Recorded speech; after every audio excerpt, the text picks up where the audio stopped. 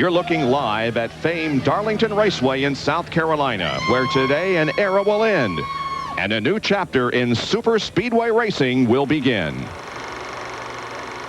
The sun has risen more than 16,000 times over the track they call the Lady in Black. 34 drivers have survived the demons that were spirited away in her famed high banks. Surviving was the ultimate reward. To cross the line and snatch her most prestigious checkered flag wrote you into her history.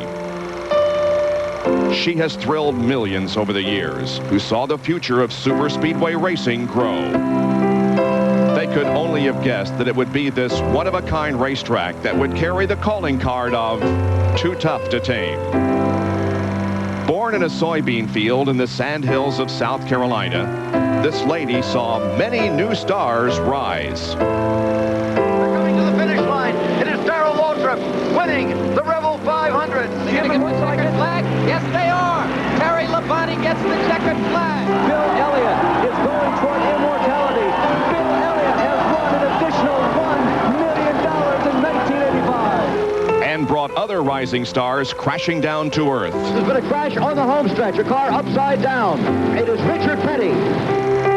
The old lady of super speedways has bucked the best from her high banks. Your legend carried no status here. Yarborough's trying to pass. They're in deep trouble. Dale Yarborough's over the wall.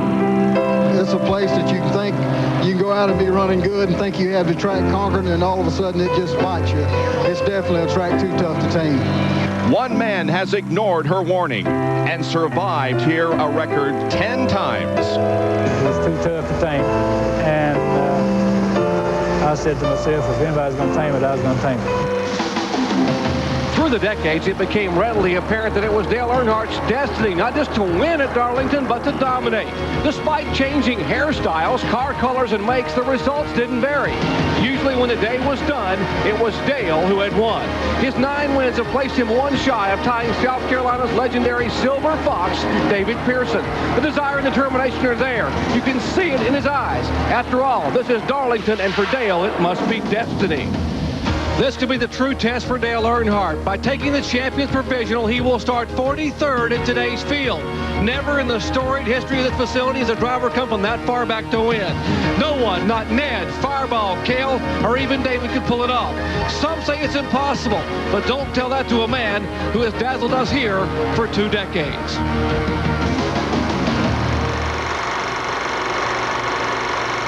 We have seen fortunes turn quickly in the ultra-competitive NASCAR Winston Cup circuit, but none quicker than 2 weeks ago when the man who seemed bulletproof took a direct hit in the belly of his engine as the bottom dropped out 59 laps into the 500-miler. His last place finish dropped him from the NASCAR Winston Cup points lead to a distant 4th place, 72 points behind Dale Jarrett. He now finds himself at the unpredictable high banks of Darlington, where he has won the last 3 times. But can he once again tame the Lady in Black? First it was the Silver Fox, then it was the Man in Black. Now the Rainbow Warrior tries to continue to race into the record books and get his championship quest back on track. Now, you might expect with the success that Jeff Gordon has experienced the last 3 races here at Darlington Raceway that they've got some kind of magical setup that makes the car gold every time. But in fact, his crew chief, Ray Evernham, has told me that each of the 3 wins have come with a different setup under the car, and that holds true for today. And they hope that this new setup carries them to victory lane for a record 4th time and also puts them in the history books as winning here the last race at Darlington before they move the front stretch to the back stretch. This son has risen to championship form. Consistency has led to victory, putting him on top in the Winston Cup points chase. Now he focuses on one of his most bitter enemies, the Lady in Black. In 18 fights, he's never won, last time defeated by a crushing body blow. Amanda Wall. She put a wall between him and his $1 million, flattening Dale's Ford and Dale's dream. Now he's the points leader and pole sitter. Today, the rising sun hopes he does not become one of the lady's falling stars. Same track, same car, same starting position, and the same driver. But it's not September, so it's a different story for Dale Jarrett. Today, he's not chasing the $1 million pot of gold. Instead, he's pursuing valuable points in his first ever win at Darlington. After he won the pole, I asked him if this track owed him one. His words said no, but his eyes said yes. Saturday, he said this is the toughest track this series races on. But any driver that tells you this isn't the toughest track they've ever raced at has never raced at Darlington. ESPN Speed World welcomes you live on a beautiful Sunday afternoon to Darlington Raceway in South Carolina. And our coverage of the NASCAR Winston Cup TranSouth Financial 400. Entering this fifth event of the 1997 NASCAR Winston Cup season, Dale Jarrett has a 29-point lead on defending series champ Terry Labonte. Jeff Gordon slipped to fourth after Atlanta's last place finish. The top five separated by 101 points. The second five led by Ricky Rudd. They're separated by only 40 markers, with Jeff Bodine and Ernie Irvin tied for 10th in the point standings. Hi, everyone. I'm Bob Jenkins, along with Ned Jarrett and Benny Parsons, and we're set to go. Now, you have heard our pit reporters talk about the storylines here. Dale Jarrett, Dale Earnhardt, and Jeff Gordon, but when you get right down to it, the only storyline at Darlington is the track itself. The track itself, Bob. It's been a big story all week that when we come back here in September that the racetrack will be flip-flop. The front stretch will be the back stretch and vice versa. It's not going to change the racetrack, though. It's still going to be the same old Darlington. It'll jump up and bite you at any time. You cannot let your concentration lapse for just one moment. If you do, you're going to be in the wall or into another car or in deep trouble. You know, I walked through the garage here this morning and I talked to car owners, mechanics, crew chiefs, and drivers. And I said, how's the car? How we doing? And I got the same reply. Well, this is Darlington. And that says it all, folks. This is Darlington. When you start the race, you really and truly don't know what you have until 40, 50 laps into the race. And then we'll find out who has the better car. Well, it's going to be the largest starting field in the history of this race. 43 cars and drivers set to go in this 400-mile event. Here's the starting lineup. On the pole will be Dale Jarrett, the second straight pole here at Darlington, alongside Ricky Craven, his 68th race. Bobby Labonte will start third. It's his fourth finish at Atlanta that's moved him up in the point standings. And Jeff Bodine, 4 Darlington poles here. Mark Martin starts fifth. He has 1 Darlington win. Jeff Burton, 2 top fives in 1997. Then Hud Strickland starts 7th. He was second in last September's Southern 500. Ernie Irvin drove his first race in the number 28 car here in September of 93. Sterling Marlin, the 95 winner of this event, starts 9th alongside Jeff Gordon, who's looking for a record 4 straight. Starting 11th will be Lake Speed. His only Winston Cup win was here in '88, and Terry Labonte, first Winston Cup win was here in 1980. Starting 13th will be Ken Schrader, and Gary Bradbury starting in 14th spot. Back in row 8, we find Rusty Wallace. In row 8. Benny. Back in row 8, we find Rusty Wallace in the Miller Ford, Ricky Rudd on the outside. Row 9 is Mike Wallace and Bill Elliott. Row 10, Jeremy Mayfield and Dave Marcus. Then comes Ted Musgrave and David Green. Morgan Shepherd, his great run in Atlanta, will start 23rd, and Greg Sachs beside him. Derek Cope and Jimmy Spencer make up the next row, and Michael Waltrip and Kyle Teddy, 27th and 28th. Then starting in 29th position will be Phil Parsons, who is substituting for Joe Nemechek. Kenny Wallace will start in 30th position. Back in the 16th row, we have Brett Bodine and Chad Little. John Andretti and Mike Skinner will go from the next row.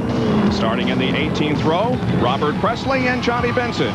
37th starter is Bobby Hillen, and the pole sitter from Atlanta, Robbie Gordon, who was the slowest qualifier to get in the field. These next drivers got in on provisionals, Bobby Hamilton and Ward Burton. Also Darrell Waltrip and Rick Mast, and choosing a champion's provisional to get into the field, Dale Earnhardt. He'll start in 43rd spot. There were 3 drivers who failed to make the field here this weekend: Dick Trickle, Billy Standridge, and Steve Grissom. Now the manufacturers' points are led by Ford with 30 markers. They have 21 cars in today's field. Chevrolet is 2 points behind in the championship. They have 14 representatives, and there are 8 Pontiacs in the field. They have accumulated 18 points in the manufacturers' championship in 1997. When we come back, we'll be back for the green flag and the end of an era here at Darlington Raceway in South Carolina. Stay with us.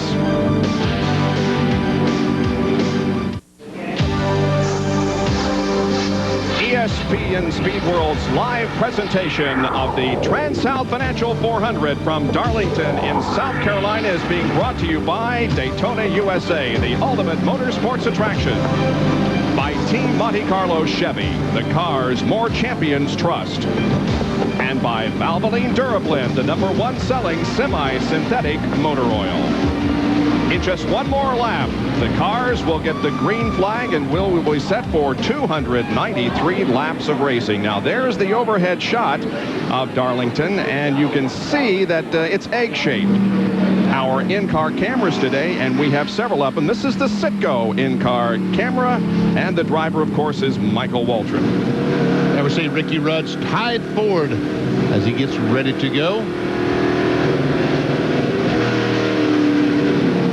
Also be riding in the Family Channel Prime Star car driven by Ted Musgrave.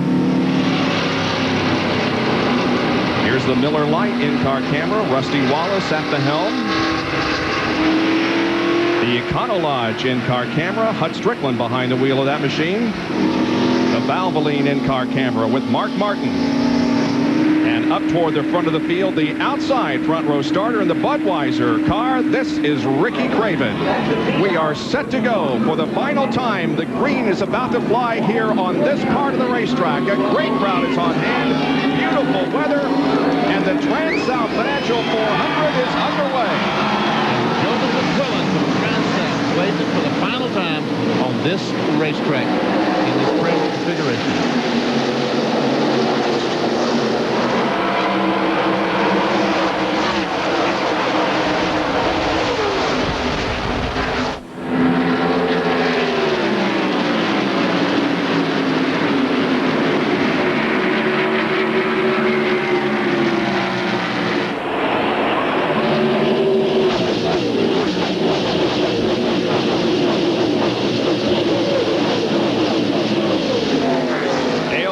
Leads the race. Here comes Ricky Craven closing in. Craven has never led a lap here at Darlington. Jarrett continues to accumulate number of laps led.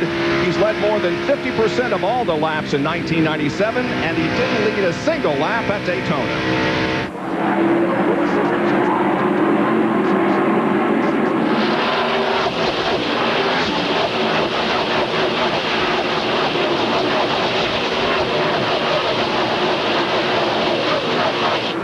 Three cars have broken away some from the rest of the field. Running in third position at the moment is Bobby Labonte. Then quite a bit of racetrack back to the fourth place of Jeff Bodine. He has Jeff Burton right on his heels and Ernie Irvin right on the heels of Jeff Burton. Jeff Gordon has moved up to 7th from his 10th starting position. Ted Musgrave picks up a position going to the inside of the 91 car of Mike Wallace. His Chevrolet as Musgrave goes by. Here, trying to take a position. Going into turn 3. Jeff Burton backs off. Burton loses 2 positions. And those guys are going to go up and start picking on Jeff Bodine on the QBC car.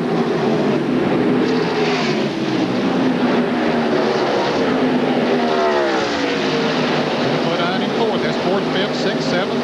Caution is out. And the 43 car of Bobby Hamilton has crashed here in the early going. Car just off of corner number 4 near the entrance to the pit area. But Hamilton has the STP Pontiac running again. Looks like there's some damage to the left front, Bob. And he's also flattened the right side. So it didn't take long for our first caution to come out here. Let's take a look at what caused Hamilton's encounter with the wall. I don't know. It's hard to tell. The car was sideways. When he tried to correct it, it went back up and banged the wall. But another car in front of him was right down on the apron of the racetrack. So I don't know what might have happened back there. Looks like he had a couple of encounters with the wall, and you can see there that the left rear tire is shredding as he heads for the pit area. And boy, that does more damage to the body of the race car too, as you can see on the left rear quarter panel there. And so that Darlington curse has already struck Bobby Hamilton. How many more cars will it gobble up before the checkered flag falls here at Darlington? Stay with us. We'll be right back with more coverage of the TranSouth Financial 400. It's Jarrett leading at the moment.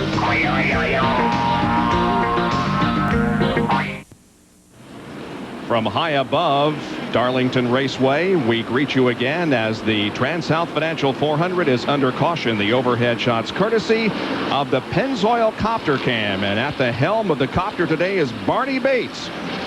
So we thank you for the overhead shots. Bobby Hamilton rolls down and out of the pit area.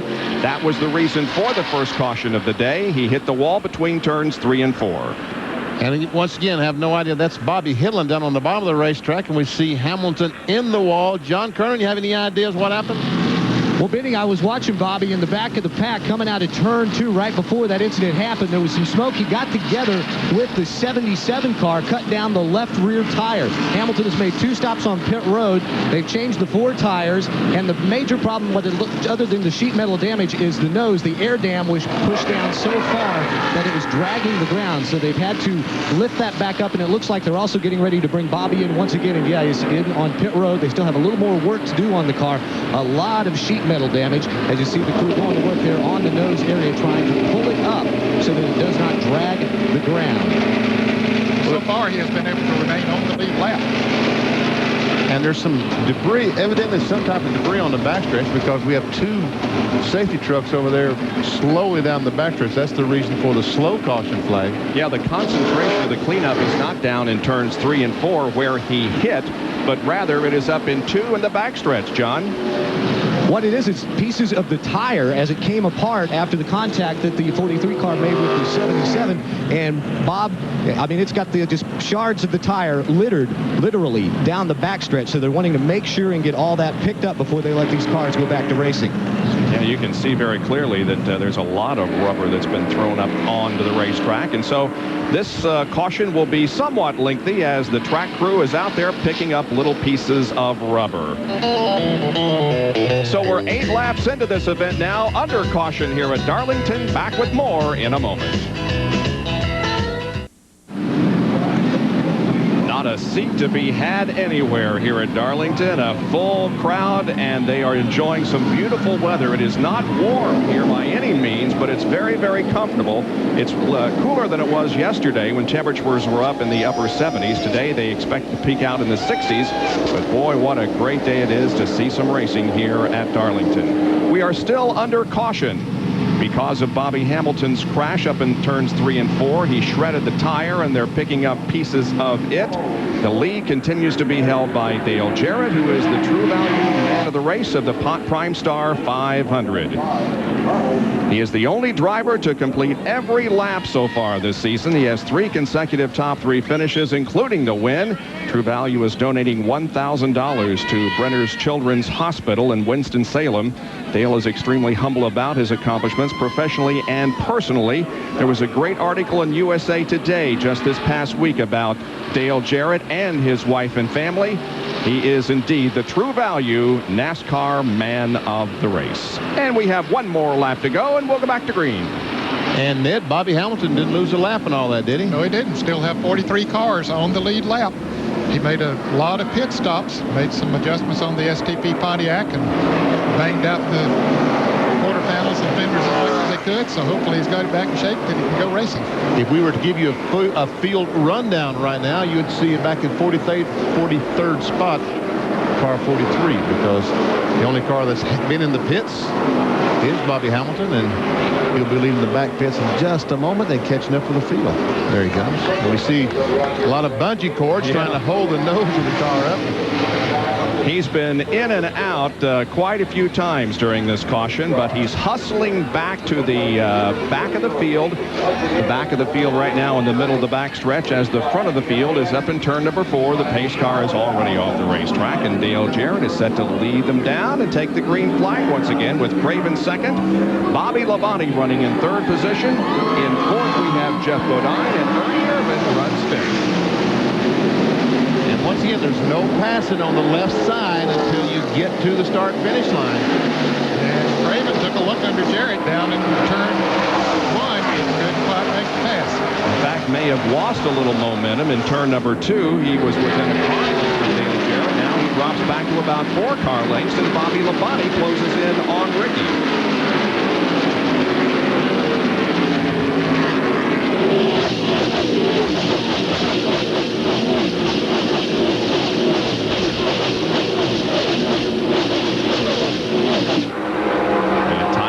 Streams down the backstretch, and Jarrett leads them down the backstretch once again.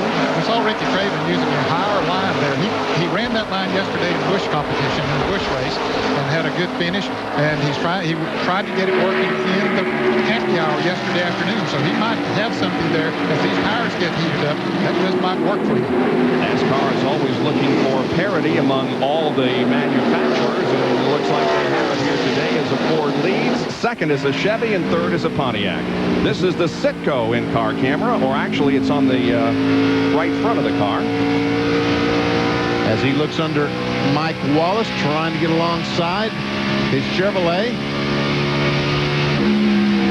Napa Field summary shows you where everyone is running at the moment. The starting positions are in parenthesis. And now here comes Ernie Irvin to the inside of Jeff Bodine and picking up 4th place. And Jeff Gordon has been stalking both of them since the restart. He is in 6th place, started 10th. You see Jeff Burton tried to pull out to get by Jeff Gordon, and Gordon said, wait a minute, I just passed you a minute ago. Let me go up here and walk on this 7 car a little bit first, and then if I can't get by, then try to pass me. Right behind Jeff Burton is Mark Martin. Here's Hut Strickland, the Econo Lodge in-car. He's at the tail end of this group. And Jeff Gordon took a look to the high side that time, out of the corner. And the caution is waiting once again here at Darlington for the 2nd time, and only the first 16 laps. I do not see a problem on the racetrack. Jerry, what's going on? Well, Bob, a moment ago when Bobby Hamilton came by in turn 1 with all those bungee cords on the front of his car, a couple of them flew off and went on the racetrack, and NASCAR watched them. Even though they were down out of the groove, they were concerned when Ernie Irvin made a pass a moment ago down in turn 1 underneath Jeff Bodine. Irvin came very close to one of those bungee cords on the bottom of the track, and NASCAR said, hey, we're not going to take a chance. Some of the crews have complained, thus the caution flag. They'll slow the field down, bring the pace car out, and go pick up those bungee cords on the track in turn 1. So Hamilton brings out the first caution and the 2nd caution as the bungee cords flew off. And so we are at reduced speed once again. Dale Jarrett continuing to lead the field as the pace car has picked up everybody. No pit stops yet. There's Todd Parrott, Dale's crew chief. We'll be back with more in just a moment. At Darlington, where the caution flag remains out. They're picking up the bungee cords that flew off of Bobby Hamilton's car. The field, as you can see, moving down the backstretch and in turn number 3. And while we're under the caution flag, while we're under it, there we see Bobby Hamilton's car go down right there. See the bungee cord pull up? I almost got it. There's another one flying off. And another one. There's the other one flying off. So that's the reason for the caution flag. They're rubber, but the ends are steel hooks, so that would puncture a tire. Here's John Kernan. Well, as the crew works on the right side of the car, pulling out the right rear fender, you notice on the hood where the bungee cords are, look at that strap of blue tape. They put another bungee cord on the hood to pull the nose up, and to keep the bungee cords from flying off because of the vibration out on the racetrack, they've taped them down. So a little bit of inventive thinking down here. They've also brought out a new nose just in case later on they may decide they may have to cut the old one off and put the new one on. But he still hasn't lost a lap, has he, Ned? Nope, still in the lead lap. So we'll have 43 cars still on the lead lap. Now, Dale Earnhardt made a pit stop over on the backstretch during that caution period. Greg Sachs made a stop here on the front stretch. But as Dale was sitting in the pits, we noticed some damage on the car. A lot of damage to the front of the Goodwrench Chevrolet, the right front. So he's made contact with someone out there, and it looks like it might have broken the front end just above the headlight door, and air is going to be going through there, and that will be slowing the car down. So Dale's start right there's today. what we're talking about. Yep. His 43rd start today tied his career worst. The other time he started 43rd was in Charlotte. 31 races without a win, although his career averages a win in every 8 races. Points position after 4 races this year is 16th. Much worse than last year. Here we go.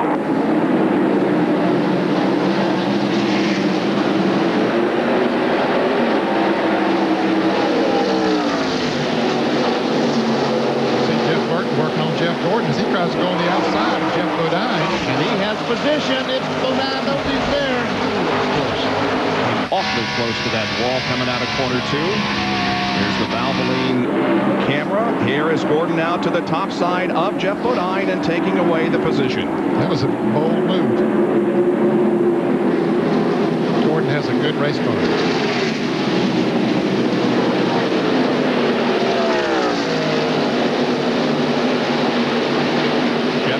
Finished last at Atlanta because of a rocker arm, I guess, wasn't it, that broke on the car? A piston pin broke. And we see that Mark Martin lets Hutch Triplett go by.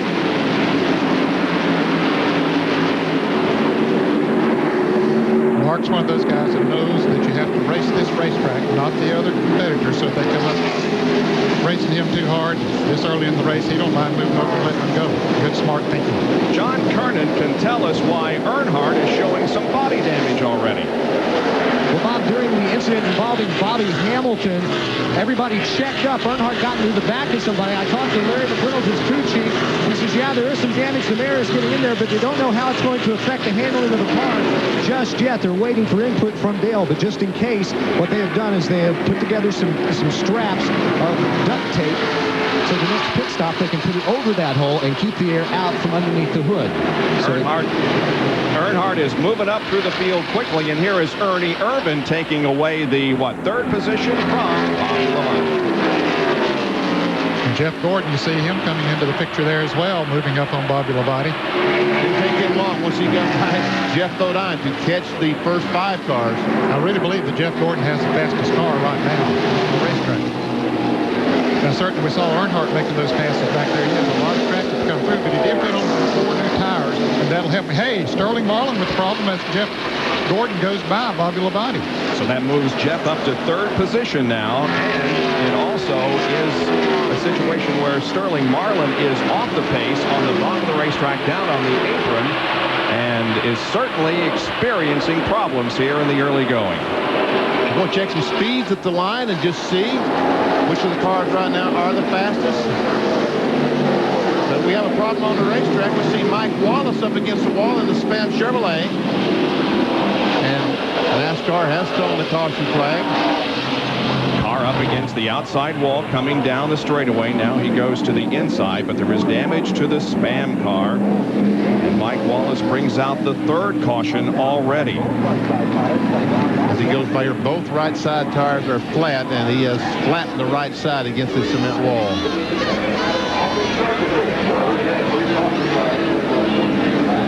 Club is running in 28th position when the accident occurred. It's too bad. He needed a good run and a good finish, and he was confident that he might be able to get that here today. Here is the replay. Let's see what happened. Well, we don't see what caused him to get up in the wall. We see him in the wall, and we see that the 75 car gets in the back of the 81, and Greg Sachs in the 20 just about ran in the back of Rick Mast. He sure did. He had to take quick evasive action to avoid. Looks like it just went right. Looks like there's some debris or maybe a punctured tire or something. Of course, that was his brother, Kenny Wallace, in car number 81 right behind him, so he backed off, and as Benny said, Rick Mest in the 75 didn't get backed off quite as quick. Well, we've got pit stops coming up. They've run 27, finishing 28 laps here right now, so everybody coming down pit road. Dale Earnhardt may stay out there and he'll lead the race. Because he stopped not too long ago. Here's Bill Weber. Jeff Gordon is on pit road. They will make a track bar adjustment and adjust the air pressure. A lot of drivers complaining their car is a little tight off the turn. The 88 also on pit road. Right sides for Gordon, now around to the left. The 28 also on pit road. 4 tires and fuel for everyone. The fuel is in the DuPont Chevrolet, waiting for the left rear. Now Jeff Gordon's down and away. You can see Jeff Gordon has a long ways to go. Dale Jerry comes out first, and Craven is going to run into his team. It almost ran into him. Jeff Gordon will come out second. Man, that was close.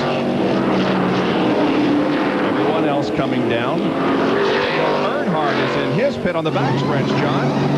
It'll be a 4-tire change for Dale Earnhardt. Right now you see Chocolate Myers and Larry McReynolds out there. Chocolate putting some pop ribbons in. They've got that behind that tape. They've also got a piece of metal to cover that opening to keep the air from getting in. Then you see Larry McReynolds putting on the second piece of tape. And now Chocolate going on with a little bit more to clamp that piece of metal down Earnhardt's way.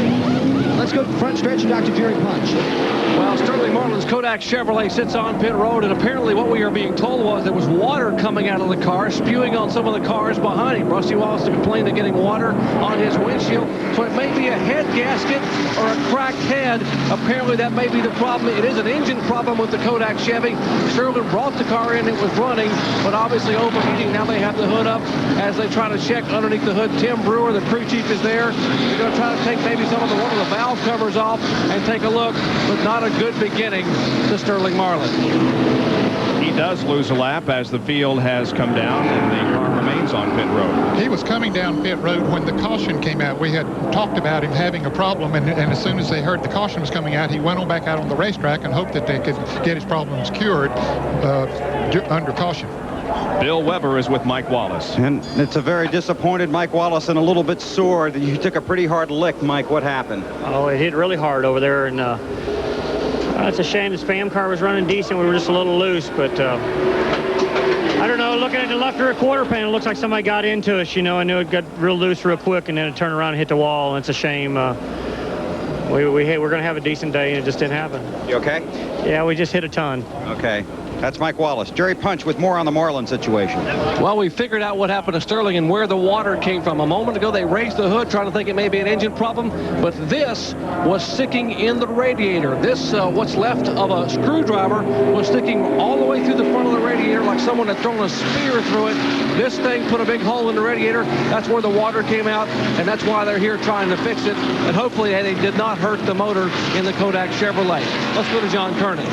Well, Jerry, everybody talks about how teammates are good for you. Well, today we talked about Dale Earnhardt, the damage he had on the front of his Chevrolet Monte Carlo. After someone checked up in front of him, he ran into the back of him. Guess who it was? It was his teammate, Mike Skinner. I just talked to Kevin Hamlin, Skinner's crew chief. He says they just have some slight damage on the left rear of their car, but other than that, their car is okay. So 2 team cars kind of getting together out there. Back to Jerry Punch on the front stretch. Okay, here's the radiator out of Sterling Marlin's car, and folks, right here is the hole. I'm going to put that screwdriver back in from the back side and show you. In fact, I'll go in from the back side here and show you. That's exactly what happened. There's where it was, right through the radiator, off the racetrack. This screwdriver came out of another car, came up through the front of the radiator of Sterling Marlin's car. The backup radiator going in and trying to get the fan and the shroud hooked up so that Marlin can get back on the racetrack for this caution flag is over.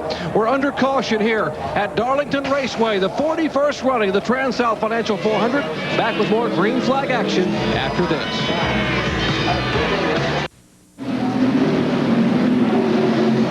We'll be going green next time around. Now you can really drive on the information superhighway with NASCAR online at www.nascar.com. Go into the garage area, get the nuts and bolts of the sport. Live chat sessions from drivers and crew chiefs. www.nascar.com. John? Rick Mast just leaving the pits here on the backstretch. You talked about him getting into someone out there on the racetrack. What that did, the screen cover at the front of his grill was actually knocked out. So what his crew has had to do is take some of that wire mesh, put it over that hole, that opening, and pop rivet it in and also tape it in. And green flag coming up, Bob, so back to you. All right, and as Mass catches up with the rest of the field, Bobby Hamilton continues to be on the lead lap. He's catching up. Also, there's Mass going down into turn number 1. Hamilton's a few yards ahead of him. Meanwhile, the rest of the field comes out, and Robert Presley is up front as we get set for green flag racing. He and Robbie Gordon stopped on lap 17, so they did not stop here during this caution period, so that has them first and second. Gordon and then Craven.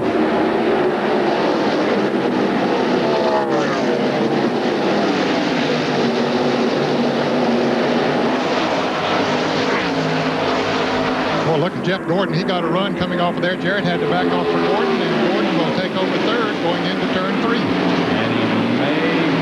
Now here comes Jarrett on the inside, huh? Well, I'll leave him back off. He won't try that.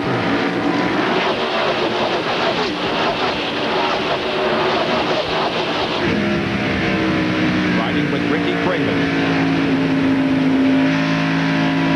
And we see them going by Robbie Gordon on the outside. That's Gordon on the outside as Jeff Gordon has gone by. Dale Jarrett is on the inside. And Robbie Gordon will wisely back off, let these fellows in. That's a one-groove racetrack over there at speed. And right now, Jeff Burke trying to figure out how he can get by Ricky Craven. Oh, some contact between the 24 and 29. Gordon hasn't made the pass yet. He'll try to get the run coming off the corner. Oh! Contact once again. And here comes Jeff Burton trying to get on the inside. He can't quite make it. Craven to block that move. And here goes Craven. Here goes Burton. And Gordon up front. Yes, Jeff makes the pass in corner number 4 and comes down to lead lap number 37.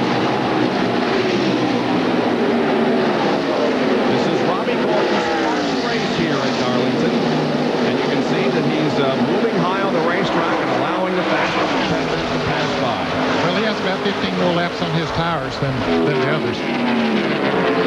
Here's Bobby Labonte racing. Oh, did you see that move that Hutch Strickland put on the outside? And Ernie Irvin goes by Bobby Labonte there on the outside. Labonte had to check up, and that allowed Irvin to take over that position.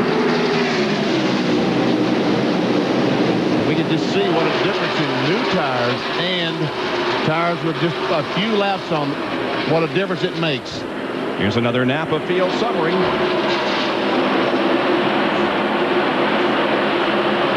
Robbie Gordon still on the outside as Bobby Labonte goes by. Now Kenny Schrader comes up on his back bumper, and see Rusty Wallace dives under Martin. Martin takes his spot away.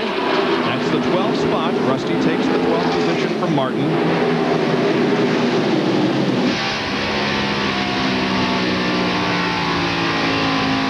Inside the Valvoline Ford with Mark.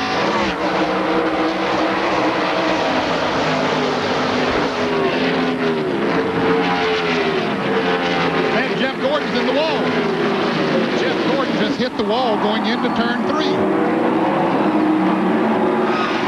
And the driver going for 4 in a row. And there's another crash as Kyle Petty and David Green have come together. So there may be some kind of oil or something up there. Damn it, Dennis, you gotta tell him what they're doing. Caution is out.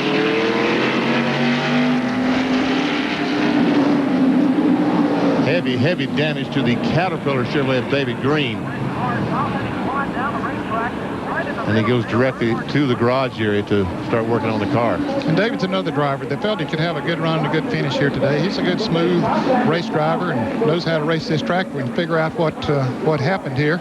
Well, here we see the leader, Jeff Gordon, as he goes in the corner. It's almost like Dale Jarrett last fall. He goes in the corner, and all of a sudden now the car is supposed to turn left, and it just continues going right up in the wall, and we see the contact with the wall. If we'd had radio contact with him, we probably would have said, I'm in the wall. doesn't appear as if there's a great deal of damage to the car, though. Maybe he just got up against the wall. Yeah, I don't think he hit it too hard. Evidently he didn't, because you see the right side of the car there, maybe just a little bit of a scrape there is on the door. We see him weaving back and forth. He's trying to figure out, he's trying to figure out what in the world's wrong with the car as you see him weaving back and forth. And then after Jeff Gordon scraped the wall up in that area of the track, then we had the crash involving Petty and Green. Well, Kyle Petty spins out, and David Green, he's got all four wheels locked up, cannot get the car stopped, and right in the side of Kyle Petty. Did you see how Earnhardt, he got by down on the inside? He was almost in that wreck. But he did get a little bit of damage, apparently, from the incident at the rear of the car. He comes down, and you can see there on the right rear. Yep. So he now has damage on the right front and the right rear of the car. Well, that's what happens here at Darlington. When something happens, somebody checks up, and others, and Jeff Gordon's coming down pit road here right now. He doesn't want to take any chances of staying out there and maybe a fender rubbing a tire a little bit. But boy, that's what we talked about at the top of the show. You can get in trouble so easy here and not even try to. Let's go to the pits and Bill Weber. Boy, very similar to what happened here last September, only then it was Dale Jarrett. Jeff Gordon has talked to his crew. He thinks something might have been wrong with the right rear tire. They're pulling the sheet metal away from the right front, also working on the right rear. Earnhardt also on pit road. John. Bill, they've already changed the right side tires. They still have the car up on a jack. The lower portion of the right rear fender was kind of peeled away, so they've had to tape it in place. Let's go back to Bill Weber.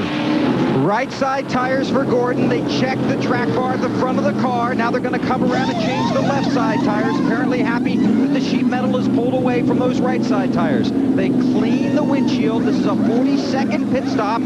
Putting the left side. Now they patiently wait. Want to make sure everything's all right. They drop the jack, and Gordon takes away 45 seconds flat for Jeff Gordon, but back in the race on the lead lap with fresh tires. And I think that's a smart move. It's too early in the race to be taking chances out there in case there would be a fender against a tire or something like that. And he has a real fast race car, and he's very patient. He can work his way back up here the rest of this race. And he told on the radio, some of our observers heard him say to Ray Evernham, I just didn't brush the wall, I hit the wall. It was not a slight contact, I hit the wall. So they wanted to make sure that everything was okay. So the caution remains out. It's been pretty much feast or famine here at Darlington for Jeff Gordon. He has won 3 events here, but in 8 previous races, he's also finished outside the top 20 4 times. The hood's up on Bobby Hillen's car. And there's somebody inside the car. There's somebody under there on both sides of the hood. And the car... blowing it out of the filters. Well, we're wondering, and when you mentioned filter, maybe that he has an oil leak on his car. He said it's blowing oil out the filters. Is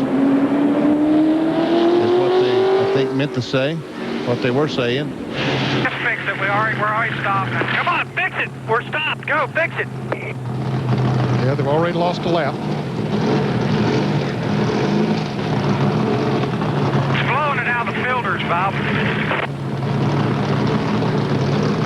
And it doesn't take much oil out there, especially on this racetrack, to make a big difference in the adhesion you can get with the tires. Bring it back in, then tie rags around those filters. So Hillen goes out, but apparently will be coming back in. We're taking a break and be back in a moment. We've completed 1 lap under green. Dale Jarrett has the advantage once again and begins to pull away from the rest of the field. Robert Presley is in second, and Jeff Burton is third. Raven fourth, and Hutch Strickland in 5th place. I'm here in 6th. Jeff Bodine, Bobby Labonte, Ken Schrader, and Mark Martin. And I tell you, I'm impressed with Robert Presley. He's hanging in there in pretty good shape. Let's take a look once again at this incident up in turn number 3. Kyle Petty and David Green. And there we see, yeah, Kyle Petty gets banged by Chad Little in the left rear, which sends him spinning. Chad Little is able to get by. And then, look at Brett Bodine. Brett Bodine barely gets by, and David Green has nowhere to go. And Bill is with David Green. And the Caterpillar Chevy is a mess right now. You're okay. I know you're disappointed. You had a great qualifying run. What happened in your version, David? Well, Bill, it's so crowded out there, you know, and I tell you, I'm learning so much each lap I make here, but we went down in that corner and Kyle Petty, that's the first car I saw sideways and just saw a big 44, and I got on the brakes and I guess I forgot we're running about 50 or 60 Dale Jarrett's in the wall. And I had to brake to the floor and ran right into Dale Earnhardt. Problem on the track, guys. Jarrett's in the wall, so is Robert Presley. He makes one complete spin, now two complete spins, and the car stops at the bottom of the racetrack. Not a funny situation for the Cartoon Network car, and again we have caution for the fifth time in just the first 48 laps, and there's Gary Bradbury. He stops against the wall. Well, you talk about Darlington. You are seeing a classic Darlington race here with not only the inexperienced drivers on this track, but the best into the wall. Doyle Ford, who celebrates his 64th birthday on Wednesday, is waving the caution once again. And now the question is, how much damage, if any, was done to Dale Jarrett when he got into the wall up in 3? I don't think he hit it too hard, Bob, but we'll see. Same situation as Jeff Gordon. Yeah. Goes in the corner, and there we see the 29 car spin. And Ricky Craven runs in the back of the 99 car. Here comes Hut Strickland by Craven. I think Jarrett's car looks about like Jeff Gordon's car. I think he's brushed the wall with the tires. He hasn't flattened it like we saw Mike Wallace's car, certainly. Here once again from the Pennzoil copter cam. We'll take a look at this again. Presley is sideways here. Hut Strickland taking evasive action, and Ernie Irvan bobbling there as he hit the brakes.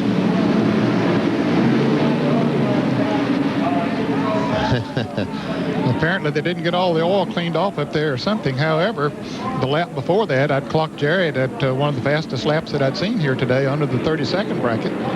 There's the 19 car of Gary Bradbury, who stopped up against the wall. And Jerry Punch has a report. Well, the report from Dale Jarrett, apparently Dale said the 77 car, when it came out of the pits, it came around the racetrack to come back in, had oil coming out of it, or out those the breathers that they were trying to fix in the Bobby Hillin pit. He said the 77 car oiled the racetrack. They went in there and had nowhere to go. His car slid up and bumped the wall.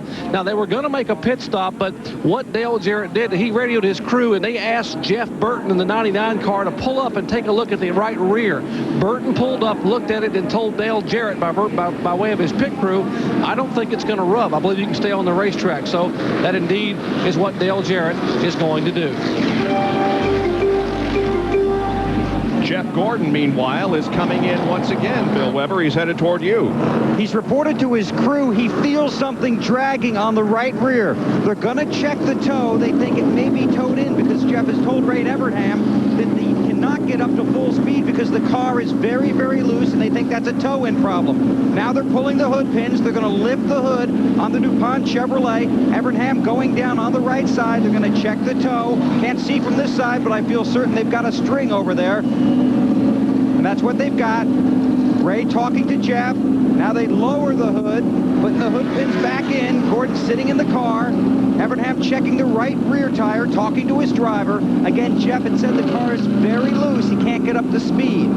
Pulling the sheet metal away from the right rear, watching for the pace car to come around so they don't lose a lap here on pit road. Plenty of time. Remember earlier, a 45-second stop. Now they drop the jack, and that's 43 and change right there, and Gordon's back on the track. Well, Jeff's quest for 4 consecutive victories here in Darlington has hit a snag, but he remains on the lead lap.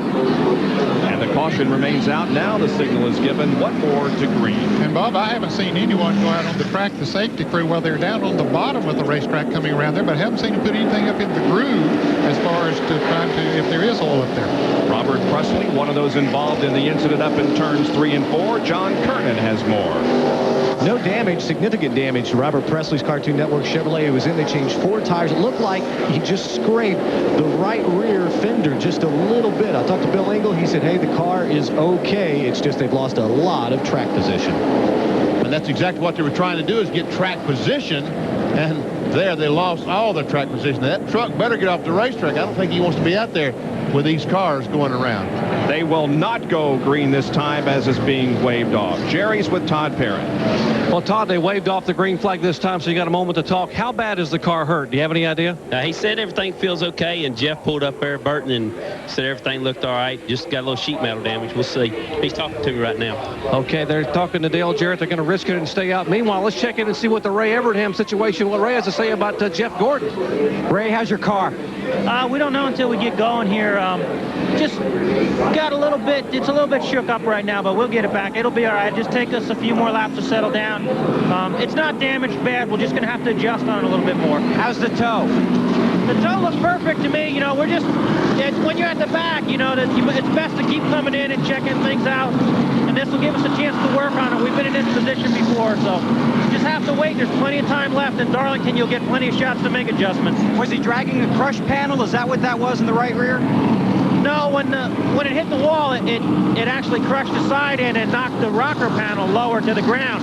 And that car runs so soft, there's a close clearance there anyway, and it started to drag a little bit. So I want to say hi to Rick and Lyndon, everybody watching home. It's a long day. We'll be all right. Okay, he's still confident. The rocker panel, they knocked it down, as you said. As he goes in the corner, as that right side goes down, the body was dragging the racetrack. So they just knocked that back up so Jeff Gordon will not hear and feel that drag. Guys, Lake Speed has taken his car to the garage area. Don't know what the problem was, but he is out of the race at the moment. The 24 car took a gamble at Richmond when he was in the points lead. Even lost a couple of laps. I think, did he lose 2 laps and came back in that event? Well, anyway, he took a chance and he made it up, and it paid off for him. So Dale Jarrett is now staying out there, and maybe it'll pay off for him. Now we're getting the signal once again that next time around they'll go back to green. Sterling Marlin, as you can see, is not on the lead lap. He has lost 7 laps because of his radiator problem.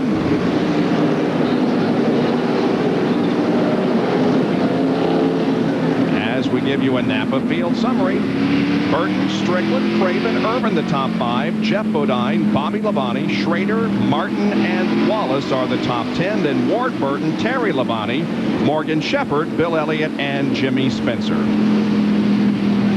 And 16 through 30, see Ricky Rudd leads that group. Earnhardt's worked his way up to 29th. Phil Parsons in the Bell South car is in 30th. All those cars on the lead lap. As a matter of fact, there are still 36 cars on the lead lap. Now you see there beside Bradbury and Petty and Green the notification they are off. That means they are off the track, but they are not officially out of the race. Mike Wallace is the only car that has been declared officially out of competition. Down to John Kernan. Kyle Petty's behind the wall. Of course, he was in that accident earlier, and he had a really bad vibration when they went back out there. So Kyle is in, and the guys it looks like they're changing the drive shaft. Back to you, Bob. And the green flag waves. We're back out. Well, Dale Jarrett will know in a moment or so here how much damage was done to that Ford, if it's going to bother him at all or not.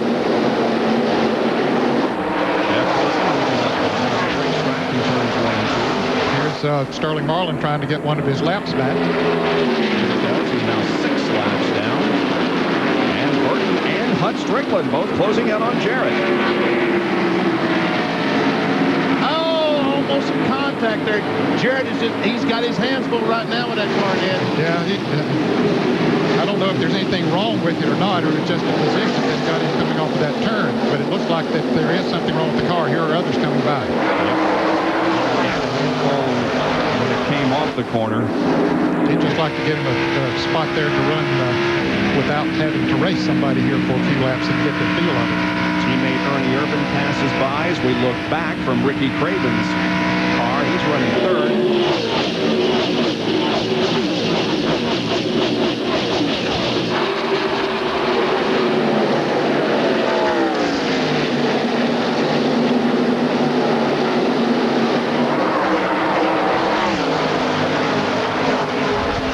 And Johnny Benson, just at the very end of the screen, we're showing the screen, folks.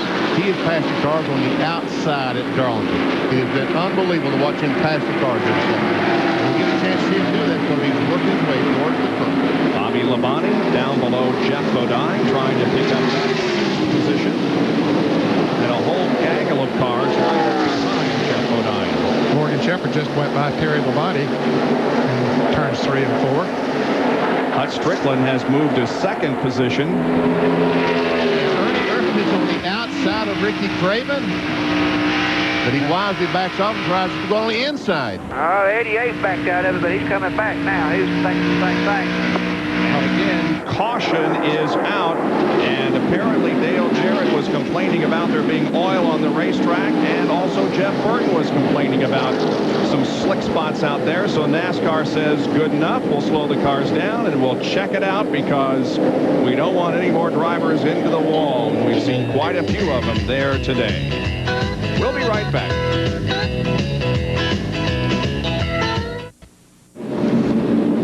It's the TranSouth Financial 400 NASCAR Winston Cup race from Darlington, South Carolina. The caution flag is out again for the 6th time. The NHL on ESPN tonight at 8 o'clock. The Avalanche and the Flyers. Avalanche led by Peter Forsberg, and Eric Lindros may not play because he suffered an injury last night.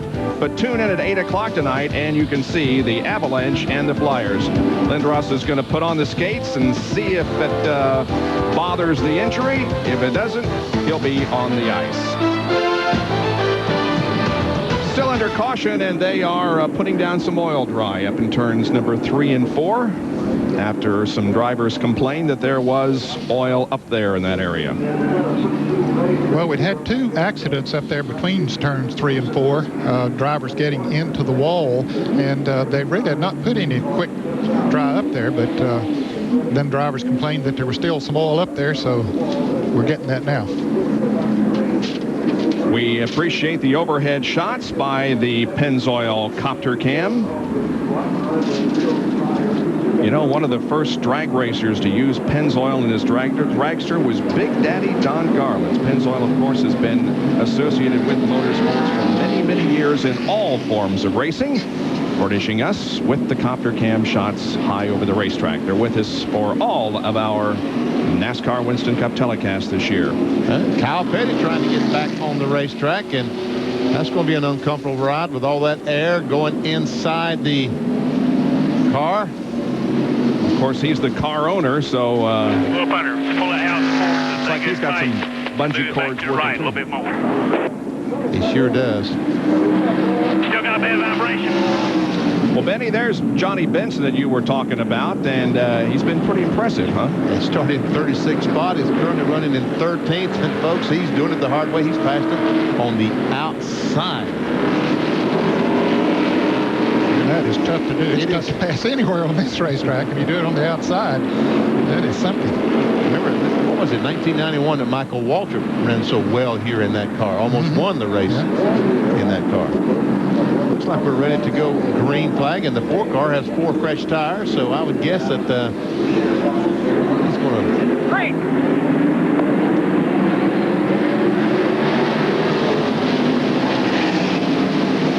First, Hut Strickland tried to take it on the inside.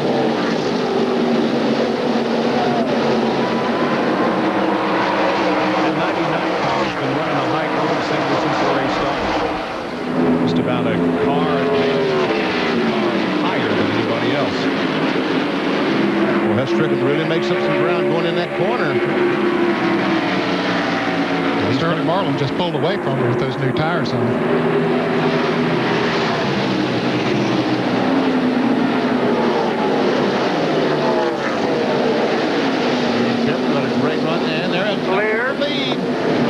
Strickland takes the lead. Now here comes Ricky Craven. Race to the racetrack. Be smooth. Strickland finished second here in the Mountain Dew Southern 500 last September. He led many laps, and he's up front today. He had a great race car last September, and apparently has a good race car here today. Plus, Daddy came in here with a world of confidence, knowing that he could get around this racetrack, and that means a lot. Jeff Ledine making a move on Dale Jarrett, taking number 6. Craven tries to go to the inside of Hutt. Has to back off. Econo Lodge in car, looking back from the leader to second place Craven. right behind these two, Ernie Irvin has closed up right on the back bumper there we see him. And here goes Craven on the inside trying to get position. Full car Back up real close, and here comes Irvin down on the inside. Craven going into turn 3 to get that position. But does he slide up and Craven drop back country? No. Irvin has now gone to second position. Shepard has just passed Rusty Wallace, and Shepard has entered the top 10. Boy, he had a great run at Atlanta. Trying to continue that here. He likes this racetrack. He says it's his favorite racetrack. That's the Miller Lite in car from Rusty Wallace. Camera mounted on the right front. There's Johnny Benson, and he made another outside pass. Unbelievable. This time he drove the 5-car, Terry Labonte, along with him. He's running that high groove down in 1 and 2, and he gets a run off the corner. It's unbelievable. Here's a battle for the lead. Ernie Irvin has the lead in turn 1. Be smooth. Great 4-car battle here. Jeff Burton to the inside of Craven.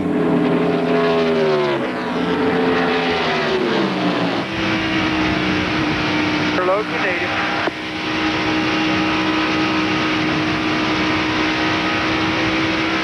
Looks like everybody wants to. Driver to win this final race at Darlington before they flip-flop the straightaways.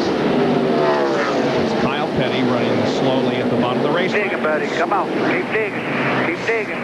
Keep digging. He's right there. He's still there. Still there.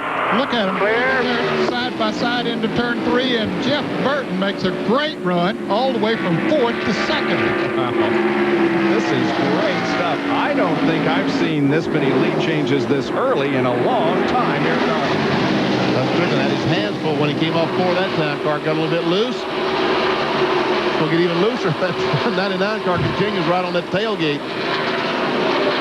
And here's the 99 car, Burton. Right on your quarter. He fell in line. He fell in line. That's that Strickland spotter.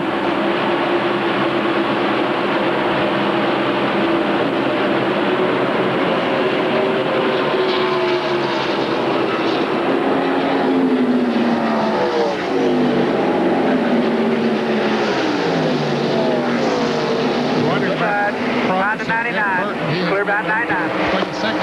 Jeff Gordon had moved up to 22nd. He'll move back in the pack. There he is. Jeff on the inside of Chad Little, right ahead of Jeremy Mayfield. And coming along behind him. Ricky Rudd decided to back off, that he could not get alongside Chad Little before they got to the corner, so he wisely backed off. Bill has more on Ricky Rudd. Well, Ricky's not felt well all weekend. They had Elton Sawyer in the car earlier this weekend practicing the car, and next caution flag, Ricky Rudd will climb out of that car, and Elton Sawyer will climb into the tied Ford. Ricky wanted to go the whole distance today, but the flu's got him, so it'll be Elton Sawyer for Ricky Rudd. He hopes to make it to the next caution flag.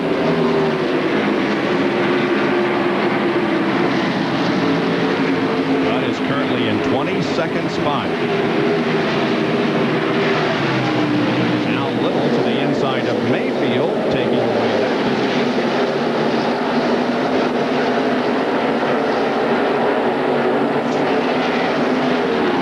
Jimmy Spencer on the inside of Bill Elliott, and he's got Michael Walker trying to follow. Michael gave Bill Elliott a break, backed off, let him continue on in the corner. This is the Citgo onboard camera as Michael now falls in behind Bill. Second spot. Here goes Ernie taking it away from Hutt. Jeff Burton is the leader of the race, then Irvin, then Strickland, and Ricky Craven. Completing the top 5, Jeff Burton.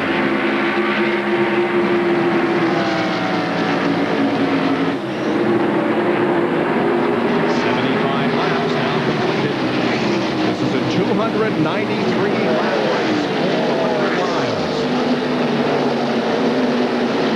Things have settled down somewhat now as Burton continues to lead the way, and everybody everybody behind him in pretty much single file formation. Jeff Gordon is still trying to weave his way through the field. There he is to the inside of Bill Elliott as Michael Waltrip tries to get his car in position, in that position also. And likewise passes Bill Elliott in turn number 4. And coming ahead is Ted Musgrave. Jeff Burton showing the way, and Ernie Irvan second, followed by Strickland, Craven, and Bodine. We'll be right back.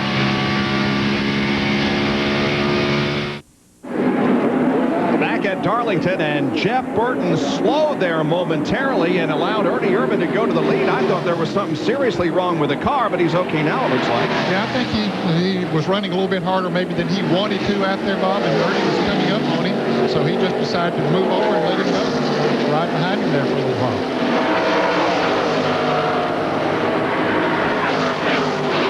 And Jeff Bodine and Ricky Craven are now battling for the 4th position.